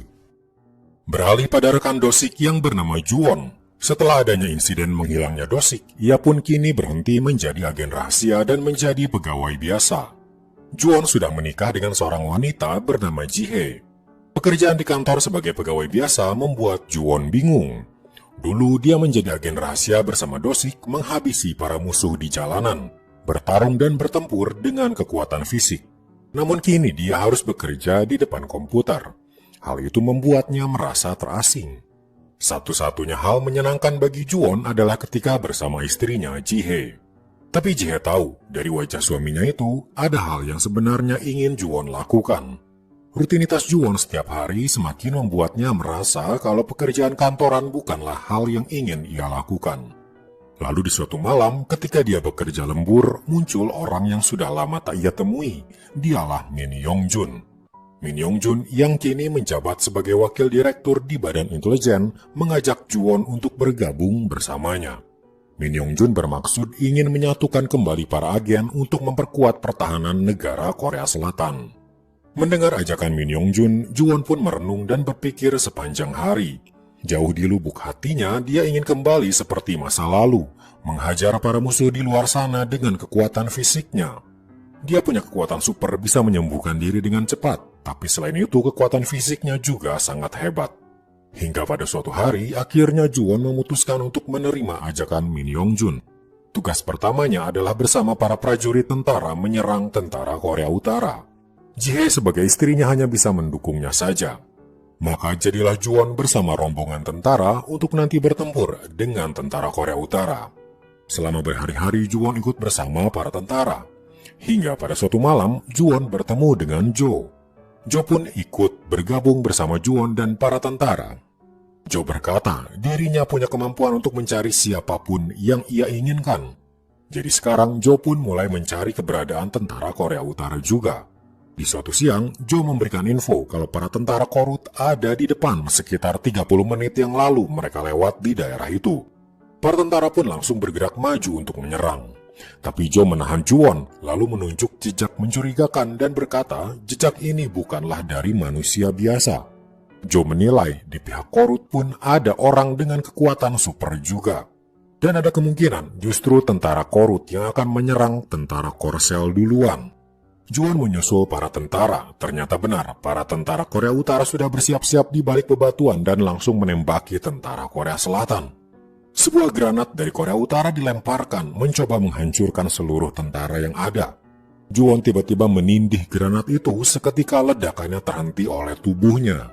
Karena Juwon punya kemampuan pemulihan yang cepat, dia masih bisa bergerak maju. Namun tiba-tiba dari atas, seorang pria terlihat mendorong batu besar dengan kekuatannya. Seketika batu itu menggelinding ke bawah, melindas apapun yang berada di jalannya. Batu-batu besar lain semakin banyak longsor, seolah arus deras air yang menyapu apapun yang menghalanginya. Para tentara Korea Selatan banyak yang tewas terlindas oleh batu-batu besar. Juwon pun terus maju untuk menghadapi orang itu. Mereka langsung bertarung dengan kekuatan super. Namun terlihat kekuatan pria itu lebih besar dan berhasil menghajar Juwon hingga ia jatuh ke bawah. Orang itu kemudian kabur setelah menghabisi para tentara Korea Selatan. Dari semua pasukan tentara Korea Selatan yang ada, hanya Juwon dan Jo yang berhasil selamat. Juwon terlihat sangat terpukul karena rekan-rekannya tewas di depan matanya. Ketika Jo muncul, ia juga jadi benci pada Jo karena dengan sengaja memberitahu informasi yang salah, sehingga tentara Korea Selatan diserang hingga semuanya tewas. Entah sudah berapa bulan Juwon ada di medan perang. Ketika ia kembali ke rumah, Jihe langsung memeluknya, bersyukur karena di antara semua yang tewas, suaminya itu masih bisa selamat. Setelah Juwon kembali ke rumah, tak lama kemudian istrinya pun hamil dan akhirnya mereka punya anak. Mereka memberinya nama Hisu.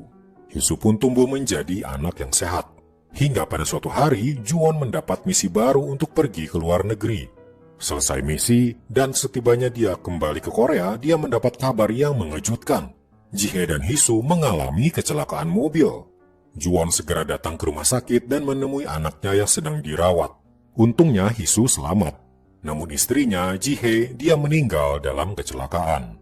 Juwon merasa sangat terpukul ketika harus datang ke pemakaman istrinya itu. Dia menangis sejadi-jadinya meratapi istrinya yang telah tiada. Seumur hidupnya dia belum pernah punya pacar, dan istrinya adalah pacar pertama yang langsung menjadi pendampingnya. Kehilangan pasangan hidup yang setiap hari bersama membuat Juwon seperti mayat hidup. Ia tak tahu harus berbuat apa. Setelah kejadian itu, Juwon pun menemui Min Yongjun dan berkata kalau dia ingin berhenti menjadi agen untuk mengurus anaknya Hisu. Min Yongjun awalnya keberatan karena Juwon adalah salah satu agen terkuat yang ia miliki. Lalu Min Yongjun berkata, jika suatu hari nanti kau dibutuhkan, kau akan kuhubungi. Beralih ke kota lain, seorang pria terlihat membawa banyak barang sampai-sampai menutupi jalan. Pria ini bernama Jaeman. Orang-orang sekitarnya menganggap dia punya kekuatan tubuh yang besar. Namun ternyata dia punya kekuatan super. Kekuatannya jauh lebih besar dari yang orang-orang bayangkan. Tapi sayangnya kondisi mentalnya terbelakang. Jadi pikirannya seperti anak-anak. Jaeman sudah menikah dan punya bayi laki-laki bernama Ganghun. Suatu hari Jaeman terlibat perkelahian membuat lawannya babak belur. Polisi datang dan langsung menangkapnya. Atas kejadian itu dia dipenjara selama bertahun-tahun. Setelah Jaeman keluar dari penjara, Ganghun sudah tumbuh besar. Ganghun tak mengenal Jaeman sebagai ayahnya karena ia dipenjara semenjak Ganghun bayi. Jaeman mencoba dekat dengan Ganghun dengan setiap hari menjemputnya dari sekolah. Setiap hari akhirnya hubungan Jaeman dan Ganghun semakin dekat dan Ganghun tak malu lagi untuk menggandeng tangan ayahnya. Suatu hari terjadi demo besar-besaran di jalanan. Istri Jaeman ikut dalam demo itu, menuntut penolakan para penjual pinggir jalan yang tidak mau dipindahkan ke tempat lain. Jaeman datang ke sana bermaksud untuk menjemput istrinya pulang. Tapi istrinya berkata, kamu jemput saja Ganghun, karena jika Jaeman ada di situ bisa berbahaya. Jaeman pun menjemput Ganghun dan menunggu istrinya pulang. Hingga malam hari ternyata demo masih berlanjut dan keributan antara pendemo dan polisi pun tak bisa terelakkan. Jaeman yang cemas berkata pada Ganghun dia akan menjemput ibunya itu. Jaeman pun datang ke tempat demo dan melihat istrinya ditangkap oleh polisi. Jaeman langsung marah melihat istrinya itu dan mulai mengamuk. Para polisi sampai harus menembak Jaeman dengan meriam air. Tapi air berkekuatan tinggi itu pun tak mampu menghentikan Jaeman yang punya kekuatan super. Sementara itu, tak jauh dari sana seorang anak kecil terlihat keluar dari tenda. Kembali pada Jaeman, kini dia bersembunyi dari kejaran polisi masuk ke gorong-gorong bawah tanah. Ternyata Min Yongjun tahu keberadaan Jaeman, seorang pria dengan kekuatan super. Min Yongjun pun bermaksud untuk melihatnya sendiri. Dia kemudian menghubungi Juwon. Setelah sekian lama Juwon berhenti menjadi agennya. Juwon yang tak bisa menolak perintah Min Yongjun akhirnya datang ke sana untuk menghadapi Jaeman. Juwon pun segera masuk ke gorong-gorong dan mencari Jaeman. Akhirnya mereka berdua bertemu. Juwon mengajaknya untuk kembali ke atas, menarik kerah bajunya. Tapi Jaeman membanting Juwon. Pertarungan keduanya pun tak bisa terhindarkan. Mereka saling memukul dan menyerang. Keduanya punya kekuatan fisik yang besar. Tapi Juwon punya keunggulan, dia bisa menyembuhkan diri. Sementara di atas, seorang ibu yang tadi tertidur sadar kalau anaknya hilang. Ia pun melapor pada polisi untuk menemukan anaknya. Kembali pada Juwon dan Jaeman, ternyata Juwon berhasil membuat Jaeman pingsan dan membawanya ke atas. Tapi tiba-tiba Juwon melihat seorang anak kecil terjebak di saluran air. Dia langsung memukul tembok untuk menghancurkannya. Tiba-tiba Jaeman bangun dari pingsannya lalu membantu Juwon membebaskan anak tersebut. Mereka pun memukul-mukul untuk meruntuhkan tembok tebal agar anak itu bisa bebas. Hingga akhirnya tembok itu runtuh dan anak itu bisa selamat. Jaeman pun pulang ke rumahnya dan menemui Ganghun di rumah. Wajahnya babak belur akibat pertarungan dengan Juwon tadi. Sambil menangis, Jaeman meminta maaf pada Ganghun karena meninggalkannya sendirian hingga larut malam. Tiba-tiba beberapa orang masuk. Ternyata Min Yongjun dan Juwon datang ke rumahnya Jaeman untuk menangkapnya. Min Yongjun ingin Jaeman menjadi bagian dari agen rahasia karena ia punya kekuatan fisik super. Tapi ketika melihat Jaeman yang punya keterbelakangan mental, ia tak jadi mengambil Jaeman. Tapi tiba-tiba para tentara terlempar keluar. Min Yongjun kaget dan melihat ke dalam rumah. Bukan Jaeman, tapi ternyata Gang Hun, anaknya yang melempar 2 tentara dewasa. Min Yongjun pun di situ baru tersadar kalau kekuatan super bisa diwariskan kepada anaknya. Ia pun menatap Juwon dan mengerti tampaknya anak Juwon juga punya kekuatan super. Seketika Min Yongjun tersenyum, ia punya rencana besar untuk dirinya. Dari kejadian itu, Juwon sadar Min Yongjun pasti akan mengincar anak-anak dari orang berkekuatan super untuk nantinya ia rekrut menjadi pasukannya. Juwon pun segera pergi dari rumah itu, menjauh dari Min Yongjun dan semua agen-agen rahasia. Ia tak ingin anaknya Hisu terlibat dalam dunia berbahaya ini. Esok harinya, Min Yongjun mendapat kabar kalau Juwon dan anaknya sudah pindah rumah dan pergi entah kemana. Rupanya Juwon sudah mencium rencana Min Yongjun untuk mendapatkan anak-anak dari orang tua berkekuatan super. Nona Yeo berkata, kalau dicari pun belum tentu anaknya Juwon punya kekuatan super seperti ayahnya itu. Tapi tiba-tiba Jo menyela, aku yakin anaknya Juwon mewarisi kekuatan super ayahnya. Ketika kecelakaan bersama ibunya terjadi, harusnya mustahil anak itu selamat. Dan ketika dirawat, dia hanya perlu 1 minggu untuk sembuh total. Jo pun menyerahkan sebuah dokumen yang ia susun sendiri. Di dalamnya berisi sebuah proyek untuk mengumpulkan anak-anak berkekuatan super yang akan dikumpulkan di satu sekolah, di mana dia menjadi kepala sekolahnya. Dengan begitu, Min Yongjun sebagai atasan akan punya kuasa penuh atas sekolah itu dan semua siswa yang ada di dalamnya. Kita sudah punya 3 anak yang diduga punya kekuatan super, yaitu anaknya Juwon Hisu, anaknya Jaeman Gang Hun, dan anaknya Dosik Bongsok, ujar Jo. Min Yongjun pun menyetujui proyek tersebut. Kembali ke masa sekarang, tahun 2023. Insiden lepasnya ring basket yang hampir mengenai Hisu waktu itu kini telah usai. Suatu siang, kebetulan Gang Hun melihat Kiso sendirian di dalam gimnasium. Gang Hun menuduh Kiso lah pelaku insiden ring itu, tapi Kiso membantahnya. Sementara itu, siswi yang merekam kejadian itu dan menguploadnya ke internet, kini kameranya disita oleh guru. Setelah itu, guru tersebut dipanggil oleh guru senior bernama Pak Choi. Pak Choi mencurigai dialah pelakunya, karena di antara guru lainnya, guru ini tahu rahasia di balik sekolah ini yang menyekolahkan anak-anak berkekuatan super. Beralih pada siswi yang merekam, dia curhat pada temannya tentang kameranya yang disita guru. Tak hanya itu, akun di internetnya juga diblokir, padahal menurutnya insiden itu biasa saja. Dia berkata dia akan mengambil kameranya kembali ke ruang guru ketika semua orang sudah pulang. Sore harinya, Hisu dipanggil oleh Pak Choi ke ruangannya. Pak Choi berkata karena ring basket rusak, gimnasium perlu diperbaiki. Tapi Hisu harus tetap berlatih agar dia berhasil mendapat beasiswa. Pak Choi pun merekomendasikan Hisu berlatih di sebuah sport center di kota Duncheon. Hisu pun keluar dari ruangan Pak Choi, tapi ia kaget karena Kiso tiba-tiba menghadangnya. Kiso bertanya, apa yang Pak Choi katakan? Hisu menjawab, dia hanya menyuruhku latihan di tempat lain. Lalu Kiso berkata, jangan percaya pada siapapun. Setelah itu, Kiso pun pergi. Hisu kembali ke kelas dan mendapatkan Bongsok masih ada di sana. Hisu bertanya, kenapa seharian ini Bongsok terlihat diam saja? Dan Hisu perhatikan Bongsok tak lagi memakai pemberat di kakinya. Bongsok menjawab, mulai sekarang aku harus membiasakan diri tak memakainya. Aku tak bisa hidup dengan pemberat seumur hidupku, ujar Bongsok lagi. Hisu merasa ini ada hubungannya dengan insiden yang menimpa dirinya. Hisu melihat sendiri, Bongsok terlihat sedih ketika dia gagal menyelamatkan Hisu. Hisu tiba-tiba mendekati Bongsok lalu menepuk kedua pipinya. Jelas itu membuat Bongsok melayang karena senang. Hisu melakukan itu untuk membuat Bongsok ceria lagi. Ia pun mengajak Bongsok untuk ikut bersamanya, pergi ke sport center untuk menemaninya latihan. Di luar, mereka berdua berjalan menuju halte bus untuk pergi ke sport center karena jaraknya cukup jauh. Tapi dari kejauhan, seseorang mencurigakan sedang membuntuti mereka. Sementara itu, ibu Bongsok dan ayah Hisu yang sudah melihat video insiden ring basket membuat mereka yakin ada sesuatu yang mencurigakan di sekolah anak-anak mereka. Ibu Bongsok bahkan menyiapkan senjata, lalu bersiap datang ke sekolah. Sementara ayah Hisu juga menyiapkan diri. Dia mengetes kemampuan pemulihan dirinya.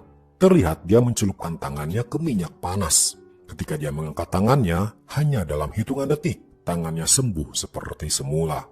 Kembali pada Bongsok dan Hisu, kini mereka naik bus dan supirnya adalah supir langganan, Gedo. Gedo bercerita, aku juga dulu sekolah di sekolahmu dulu dan sempat akan ikut beasiswa olahraga sama seperti Hisu. Setelah mereka berdua naik, seorang yang tadi membuntuti juga naik ke bus itu. Orang itu tak membawa ponsel dan tak punya uang tunai. Sayangnya, Gedo mempersilahkan dia naik untuk hari ini dengan gratis. Ketika bus mulai berjalan, pria itu tampak waspada. Sudah jelas dia memang membuntuti Bongsok dan Hisu untuk satu tujuan jahat. Beralih pada ibu Bongsok, Miun. Kini dia sudah sampai di sekolah dan bertemu dengan Satpam. Dia berkata dia ingin bertemu dengan guru sekaligus wali kelas Bongsok. Miun kemudian menelepon Bongsok bertanya di mana ia sekarang. Bongsok berbohong, berkata kalau dia sedang dalam perjalanan pulang, padahal dia sedang pergi bersama Hisu ke sport center. Tak lama kemudian, giliran Hisu yang mendapat telepon dari ayahnya. Hisu berkata dia hari ini akan pulang larut karena harus latihan dulu di tempat yang lumayan jauh. Ayah Hisu, Juwon, kini juga sampai di sekolah dan langsung masuk ke dalam gedung sekolah. Tanpa mereka tahu, satpam sekolah menelpon seseorang, memberitahu kalau Miun dan Juwon kini sudah ada di sekolah. Miun mendatangi wali kelas Bongsok, Pak Choi. Miun pun mulai mengobrol tentang insiden ring basket itu dan bertanya apa yang sebenarnya terjadi. Pak Choi berkata, ring itu memang sudah tua, tapi untungnya tidak ada siswa yang terluka. Miun juga bertanya, di dalam video ada seorang siswa dengan gerakan cepat menolong Hisu. Siapa sebenarnya dia? Pak Choi mengelak dan berkata kalau dia hanya murid biasa saja, kebetulan ada di sana dan berhasil menyelamatkan Hisu. Beralih pada Juwon, dia kini masuk ke gedung sekolah dan tak sengaja bertemu dengan seorang guru bernama Sungwook. Juwon bertanya, di mana wali kelas 12? Sungwook berkata, semua orang di sini sudah pulang. Tapi Juwon masih ingin ada di sekolah itu dan berkata dia ingin melihat-lihat sekolah dulu. Sungwook pun tak bisa menolaknya dan mempersilahkan Juwon untuk melihat-lihat. Juwon pun mendatangi gimnasium sekolah tempat Hisu hampir saja terluka. Di sana dia memeriksa ring basket dan melihat sebuah skrup terlepas. Apa mungkin ada yang sengaja mengendurkannya? Sementara itu, Sungwook ternyata masuk ke ruang kepala sekolah dan membuka lemari rahasia. Sebuah monitor CCTV menyala di hadapannya. Ia pun melihat Juwon yang sedang ada di gimnasium. Sementara itu di luar sekolah, sebuah mobil mencurigakan terparkir di sana. Di dalamnya ternyata agen-agen dari Korea Utara menunggu.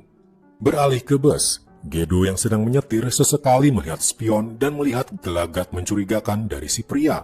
Apalagi ketika Bongsok dan Hisu bersiap turun, ia pun mengikuti dari belakang. Gedo langsung merasa ada yang tak beres. Tiba-tiba ia langsung tancap gas, tidak berhenti di halte yang seharusnya. Semua penumpang kini kaget, termasuk Bongsok dan Hisu. Dia pun membanting setir keluar dari jalan tol dan berbelok tajam. Saat itulah Gedo melihat si pria itu melayang. Ternyata dia punya kekuatan super dan sedang mengincar Bongsok dan Hisu. Gedo masih terus menyetir dengan ngebut, lalu tiba-tiba dia berbelok tajam dan berhenti tepat di depan kantor polisi. Semua penumpang turun, tinggal tersisa si pria mencurigakan seorang. Namun tiba-tiba dia menghilang, ternyata dia kabur melewati jendela yang terbuka. Beralih kembali ke sekolah, Pak Choi masih mengobrol dengan Miun. Miun bertanya bagaimana rasanya menjadi guru di sekolah ini. Pertanyaan itu mengingatkan Pak Choi kembali ke masa lalunya. 19 tahun lalu, Pak Choi terlihat memasuki sebuah gedung. Dia datang membawa data dirinya. Ternyata dia bertemu dengan Min Yongjun karena dia akan bekerja di Badan Intelijen Nasional menjadi bawahan Min Yongjun. Pak Choi adalah mantan tentara dan kali ini dia akan melamar sebagai agen rahasia di mana Min Yongjun sebagai pemimpinnya. Min Yongjun berpesan, jika kau bekerja di sini, identitasmu akan disembunyikan dan akan melakukan apapun misi yang diberikan. Apa kau bersedia? Dengan penuh keyakinan, Pak Choi berkata, ya, saya bersedia. Min Yongjun pun memberitahu apa misinya, yaitu Pak Choi akan menjadi guru di sekolah dengan anak-anak yang punya kekuatan super. Di sana dia bertemu dengan Jo yang menjadi kepala sekolahnya. Murid pertama Pak Choi yang punya kekuatan super ternyata adalah Gedo. Gedo sesekali terlihat mengeluarkan kekuatan listriknya, tapi untungnya teman-temannya tak menganggap dia aneh. Hanya saja mereka takut karena sering tersetrum olehnya. Gedo pun dilatih oleh Pak Choi latihan fisik untuk mengetahui seberapa besar kekuatan listrik yang ia punya. Tapi ketika ia mengobrol dengan Joe berkata, mari kita lakukan dengan cara cepat. Pukuli Gedo sampai babak belur, lalu lihat seberapa kuat dia, ujar Joe. Pak Choi keberatan karena cara itu terlalu keras, tapi Joe tak mau tahu. Joe ingin mengetahui segera apakah Gedo layak untuk menjadi agen rahasia berkekuatan super atau tidak. Maka di suatu malam, Gedo yang ada di gimnasium tiba-tiba didatangi sekelompok anak yang langsung menghajar Gedo habis-habisan. Gedo terlihat tidak membalas sedikit pun. Pak Choi melihatnya dari kejauhan dan menulis di sebuah kertas kalau Gedo tak memenuhi syarat jadi agen rahasia. Kemudian Pak Choi pun berbicara dengan Gedo. Dia berkata kalau Gedo sebaiknya mengganti jurusan untuk masuk universitas.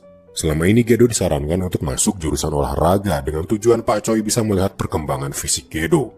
Namun setelah kemarin ia melihat Gedo yang tak bisa berkelahi, maka Pak Choi pun beralasan kalau jurusan olahraga tak cocok untuknya. Setelah Gedo lulus, ada murid baru lainnya yang punya kekuatan super. Dia seorang anak perempuan dan kemampuannya adalah punya penglihatan tembus pandang. Pak Choi kembali menawarkan padanya untuk masuk universitas jurusan olahraga agar dia bisa melihat kemampuan fisiknya. Suatu hari ketika dia sedang latihan di gimnasium, tiba-tiba saja dia jatuh pingsan. Dia pun segera dibawa ke rumah sakit. Namun naas, nyawanya tak terselamatkan karena ternyata dia punya penyakit kanker. Pak Choi hanya bisa melayatnya dan meminta maaf pada ibu dari anak tersebut. Pak Choi terlihat sedih dan frustrasi karena ia kehilangan anak muridnya. Awalnya dia menjadi guru hanyalah sebatas misi dari Badan Intelijen dari Min Yong Jun. Namun semakin lama ia menjadi guru, rasa tanggung jawab dan rasa sayangnya pada murid-muridnya semakin tumbuh. Setiap tahun, murid baru datang dan pergi dan Pak Choi kini menjadi guru yang sesungguhnya. Tapi misinya untuk melatih anak-anak berkekuatan super tidak ia abaikan. Setiap tahun ada anak-anak baru berkekuatan super yang perlu ia bimbing. Tapi rupanya anak-anak tersebut tidak bisa menggunakan kekuatan supernya sesuai dengan keinginan Min Yong Jun atau Badan Intelijen. Bagaimanapun mereka masih anak-anak. Tak terasa sudah 10 tahun Pak Choi menjadi guru di sekolah itu. Hingga pada suatu hari, Pak Choi diminta untuk bertemu seseorang. Dia bernama Sung Wook dan ternyata ditugaskan untuk menjadi asistennya Pak Choi. Tapi Pak Choi tampak keberatan, berkata dia sendiri bisa melakukan misi dari Badan Intelijen tanpa bantuan orang baru. Tapi Joe sebagai atasannya tetap ingin Sung Wook menjadi asistennya Pak Choi. Kemudian di tahun berikutnya, tak terasa ada seorang anak dari agen rahasia yang melegenda bernama Dosik, yang anaknya akan bersekolah di sekolah tersebut. Pak Choi pun ditugaskan untuk mengawasi anak dari Dosik itu yang bernama Bongsok. Selain itu, ada satu anak lagi yang menjadi perhatian Pak Choi, yaitu Hisu, anak dari Juwon.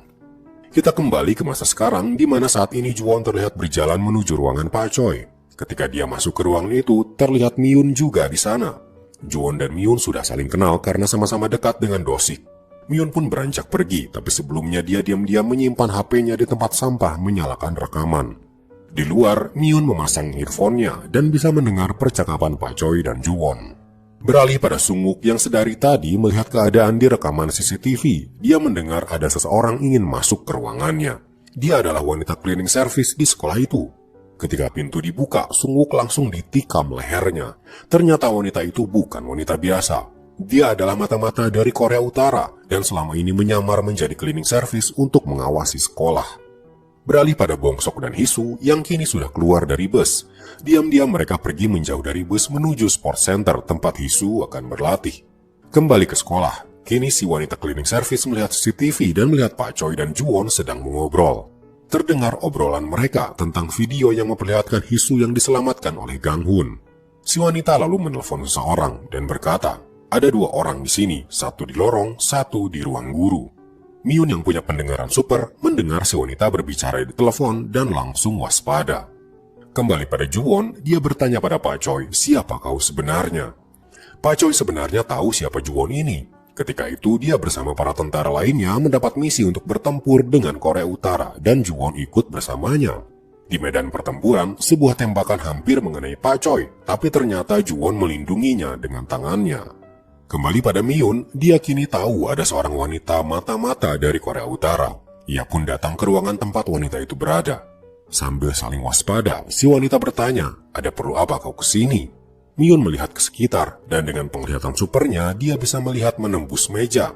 Terlihat di bawah meja, Sung Wook yang sudah mati disembunyikan di situ. Miun pun dengan tenang menutup pintu, bermaksud untuk menghadapi si wanita tersebut.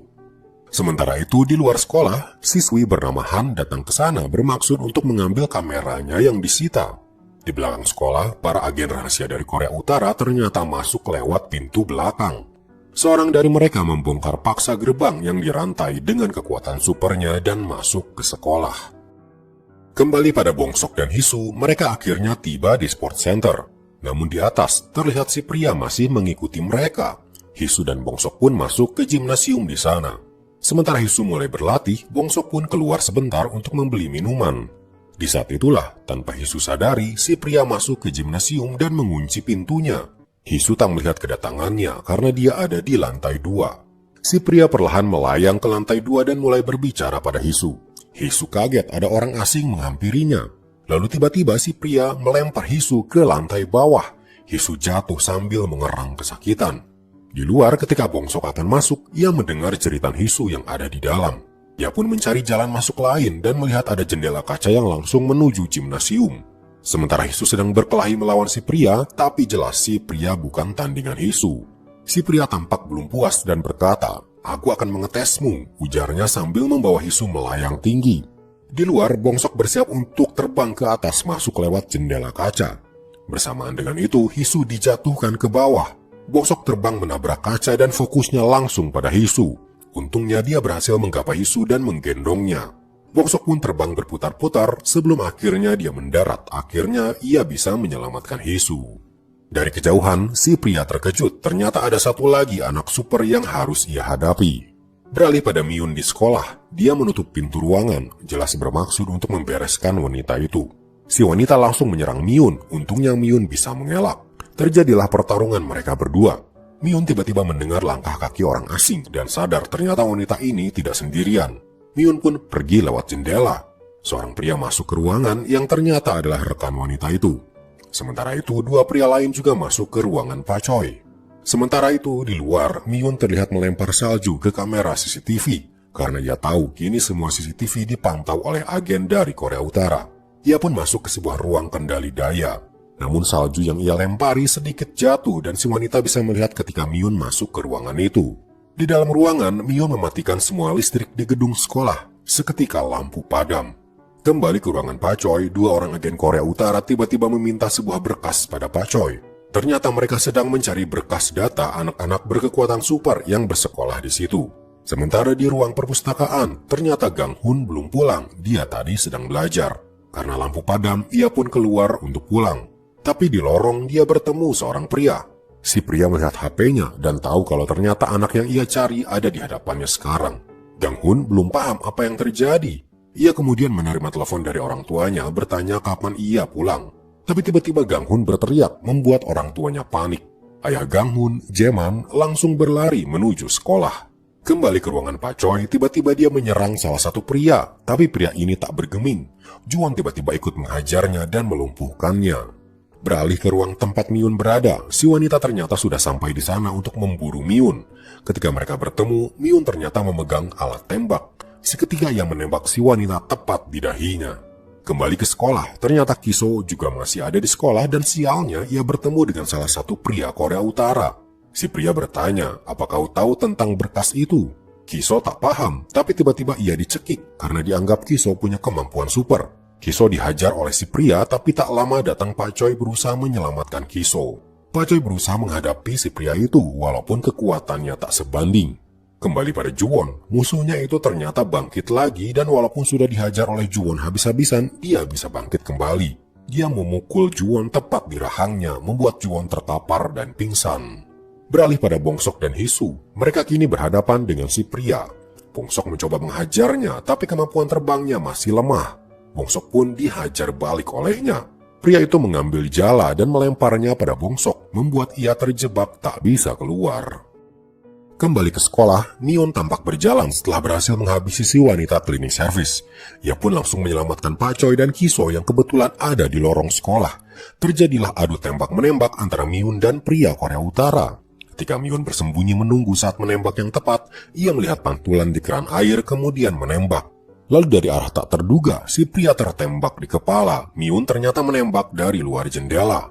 Sementara Pak Choi menyuruh Kiso untuk segera pergi, sementara dia pergi ke tempat lain. Ketika Kiso sendirian, dia mendengar suara dari dalam ruangan. Kiso memeriksanya dan ternyata itu Han, siswi yang waktu itu ingin mengambil kamera. Tak sengaja ia terjebak di situ. Beralih ke tangga, dua pria Korea Utara berhenti karena melihat Myun menodongkan pistol pada mereka. Myun tahu mereka adalah agen rahasia dari Korea Utara, lalu bertanya di mana Do-sik berada. Awal dari menghilangnya Do-sik memang ada hubungannya dengan Korea Utara. Di tahun 1994, Do-sik mendapatkan misi rahasia untuk menghabisi pemimpin Korea Utara saat itu. Terlihat di istana kepresidenan, para prajurit berjaga. Tapi tanpa mereka sadari, satu persatu mereka dilumpuhkan dan lenyap. Satu-satunya orang yang bisa menghabisi para prajurit itu hanyalah agen terkuat, dialah Do-sik. Di sana, para prajurit mendapat sinyal adanya penyusup. Mereka bergegas untuk menangkap Do-sik. Tapi Do-sik dengan kemampuannya yang bisa terbang, ditambah keakuratan dalam menembak, membuat dia tak bisa disentuh sama sekali oleh mereka. Setiap tembakannya selalu tepat sasaran, yaitu di dada sebelah kanan, membuat korban tidak mati, hanya tak sadarkan diri. Do-sik terus maju hingga sampai di sebuah lorong dengan kamar mewah yang besar. Tapi di sana dia berhadapan dengan seorang komandan. Do-sik bergerak secepat kilat, melumpuhkan komandan itu dengan tembakan di dada kanan. Do-sik kemudian berkata, "Semua anak buahmu belum mati. Segera selamatkan anak buahmu dan aku akan menyelesaikan misiku." Komandan itu belum menyerah dan bersiap menembak lagi. Tapi Do-sik lebih cepat dan menembaknya lagi. Di dalam kamar, akhirnya Do-sik melihat targetnya, pemimpin Korea Utara yang sedang diinfus karena sedang sakit. Namun ternyata Do-sik tak jadi menembaknya, kemudian ia pergi dari sana. Setahun setelah kejadian itu, komandan yang bernama Do-kyun ternyata masih hidup dan kini diberi tugas oleh atasannya untuk mencari orang-orang berkekuatan super untuk melawan Korea Selatan. Do-kyun pun mencari ke seluruh Korea Utara dan menemukan beberapa orang. Tapi untuk benar-benar mencari orang yang punya keberanian, mereka harus melakukan tes mengerikan. Ada 10 orang yang diduga punya kekuatan super dan mereka dipaksa untuk melompat ke jurang. Jika tidak, mereka akan ditembak di tempat. Mereka terlihat sangat ketakutan dan tak berani melompat. Do-kyun memerintahkan para prajurit untuk menembak, memaksa mereka untuk terjun ke bawah. Lama Do-kyun menunggu apakah ada yang selamat, tapi tampaknya semuanya gagal dalam tes dan langsung mati.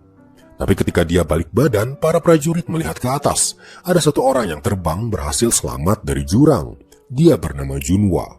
Sambil menangis dan gemetaran, Junwa berkata, "Kenapa kalian tega membunuh rekan-rekanku? Aku di sini ingin melindungi keluargaku, tidak mengira latihannya akan sekejam ini." Do-kyun berkata, "Satu-satunya cara agar kau bisa tetap hidup adalah menjadi prajurit elit kami. Jika kau kabur, kau akan ditembak saat ini juga. Dan ingatlah keluargamu," ucap Do-kyun. Junwa tak bisa apa-apa lagi. Pilihannya hanya dua, bergabung menjadi prajurit atau mati. Maka Junwa pun perlahan mendarat. Lalu scene beralih pada Do-sik disergap di rumahnya. Setelah dia berhasil menyuruh Myun kabur bersama Bong-sok, Do-sik pun ditangkap dan diserahkan pada Min Yong-jun. Seluruh tubuhnya kini terikat rantai, mustahil untuk kabur atau menyerang. Min Yong-jun berkata, "Nasibmu kini sangat buruk. Jika kau kabur, maka Interpol akan memburumu, dan istri beserta anakmu juga bisa ditemukan. Kau harus melakukan satu misi dariku," ujar Min Yong-jun, lebih pada perintah daripada sebuah permintaan. Dan misinya kali ini sama seperti misinya dulu, membunuh pemimpin Korea Utara. Do-sik pun tiba di istana kepresidenan Korea Utara lagi dan melihat tak ada pengawal di sana. Tapi tiba-tiba Junwa muncul dari atas. Do-sik menembaknya, tapi Junwa menembak balik. Do-sik pun langsung diikat rantai sehingga tak bisa kabur. Junwa membuka bajunya dan terlihat dia memakai pelindung karena sudah tahu Do-sik selalu menembak ke dada kanan. Para prajurit lain pun datang dan menangkap Do-sik. Kembali ke masa sekarang, Myun kini masih menodongkan pistolnya pada Do-kyun. Lalu tiba-tiba Myun mulai menembak dan terjadilah aksi tembak-menembak. Sayangnya Myun tertembak di bagian kakinya, tapi ia sempat kabur menuruni tangga. Beralih pada Bong-sok yang sedang terjerat jala, pria yang bernama Junwa berkata, "Kau ini sama seperti ayahmu, Do-sik." Mendengar nama ayahnya, Bong-sok tiba-tiba marah, karena pastilah pria ini ada hubungannya dengan ayahnya. Akhirnya Bong-sok pun berhasil melepaskan diri dan langsung menyerang Junwa.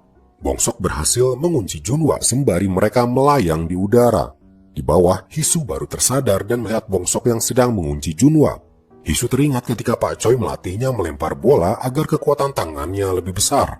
Ia pun mengambil bola besi dan Bong-sok paham apa yang akan Hisu lakukan. Bongsok terbang menuju Hisu, lalu Hisu menghajar Junhwa dengan bola besi, membuatnya langsung terkapar. Beralih pada Gang Hun, dia terlihat luka-luka karena dipukuli oleh pria Korea Utara. Gang Hun sebenarnya belum paham apa yang terjadi, tapi ia tahu pria ini bermaksud jahat dan Gang Hun tak mau menyerah. Ia terus mencoba menyerangnya. Tapi kekuatan si pria tak sebanding, dia lebih kuat dari Gang Hun. Beralih pada Myun, dia bersembunyi di toilet dan sedang membalut kakinya yang tertembak.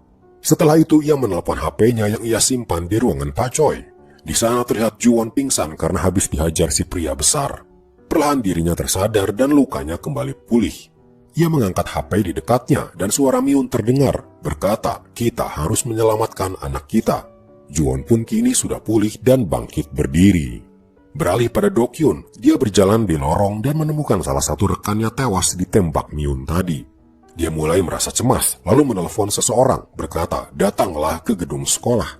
Di luar, bagasi mobil Do-kyun terbuka dan seorang pria keluar merespon permintaan Do-kyun tersebut. Sementara itu, Jaeman berlari dan melompat menuju sekolah, sementara Gang Hun masih bertarung dengan pria Korea Utara. Gang Hun sudah babak belur, tapi dia belum menyerah. Mereka pun beradu tinju, tapi Gang Hun kalah kekuatan, tangannya patah. Gang Hun sudah tak mampu berdiri lagi.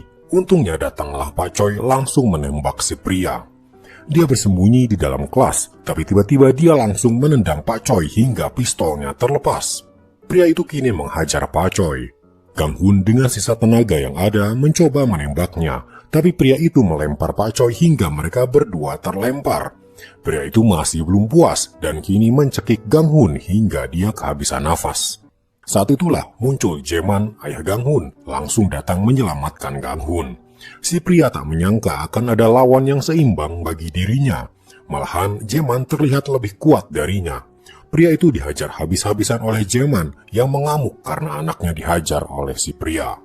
Sementara itu di lorong, si pria besar datang ke sana, tapi di belakangnya Ju-won juga muncul. Terjadilah pertarungan mereka berdua kembali. Kali ini mereka saling bergantian memukul untuk melihat siapa yang paling kuat bertahan. Wajah mereka berdua babak belur. Terlihat kini Ju-won lebih kuat dari si pria besar. Hingga sebuah pukulan tepat di wajahnya menghancurkan rahangnya dan dia pun jatuh berdebam dengan keras. Beralih pada Jaeman, dia masih menghajar si pria, kemudian dia melempar si pria keluar jendela. Gang Hun pun datang menemui ayahnya. Ayahnya tak tega anaknya babak belur seperti itu dan meminta maaf karena datang terlambat. Sementara itu, Pak Choi dan Ju-won melihat di seberang gedung seorang pria dengan kacamata hitam. Pria yang bernama Lim itu terlihat melebarkan kedua tangannya lalu menepuk. Lalu scene pun flashback ketika Lim masih kecil. Saat itu Lim kecil terlihat berada di sebuah gua. Ternyata dia adalah tahanan tentara Korea Utara. Orang tuanya dianggap pengkhianat karena mencoba kabur ke Korea Selatan. Lim pun kini dikurung di gua, dari dia kecil hingga dia dewasa. Namun anehnya, Lim punya kekuatan super, tepukan tangannya punya kekuatan besar.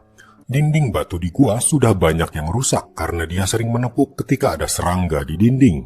Suatu hari, dia sudah tak tahan lagi dikurung di gua itu, dan sekujur tubuhnya juga gatal-gatal karena serangga-serangga yang ada. Ia sadar ia bisa menepuk dirinya sendiri dan bisa mati.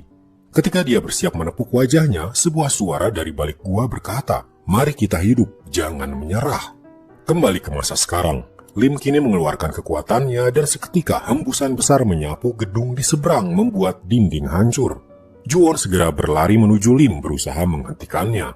Lim tiba-tiba mengeluarkan kekuatannya dan kali ini membuat gedung itu runtuh. Jaeman, Gang Hun, dan Pak Choi masih ada di situ dan kini mereka terjebak di reruntuhan gedung. Beralih pada Bongsok dan Hisu, Bongsok terlihat cemas karena Hisu terluka sehabis dihajar Junhwa. Hisu berkata, "Tenang saja, lukaku akan cepat pulih," ujarnya menenangkan Bongsok. Junhwa ternyata masih bisa bangun sehabis dihajar bola besi dan mendapat telepon dari Do-kyun. Do-kyun menyuruh Junhwa untuk segera datang ke sekolah karena sedang terjadi pertempuran.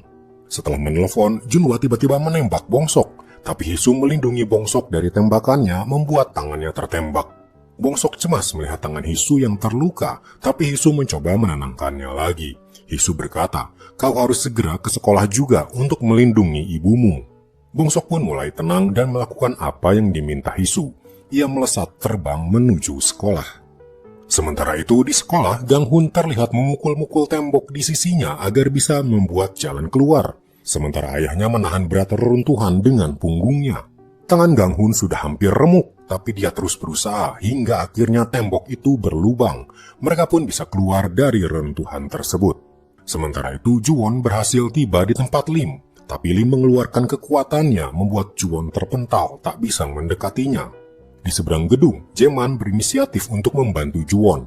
Dia melompat ke seberang gedung langsung menyerang Lim. Juwon secara bersamaan juga berlari menyerangnya.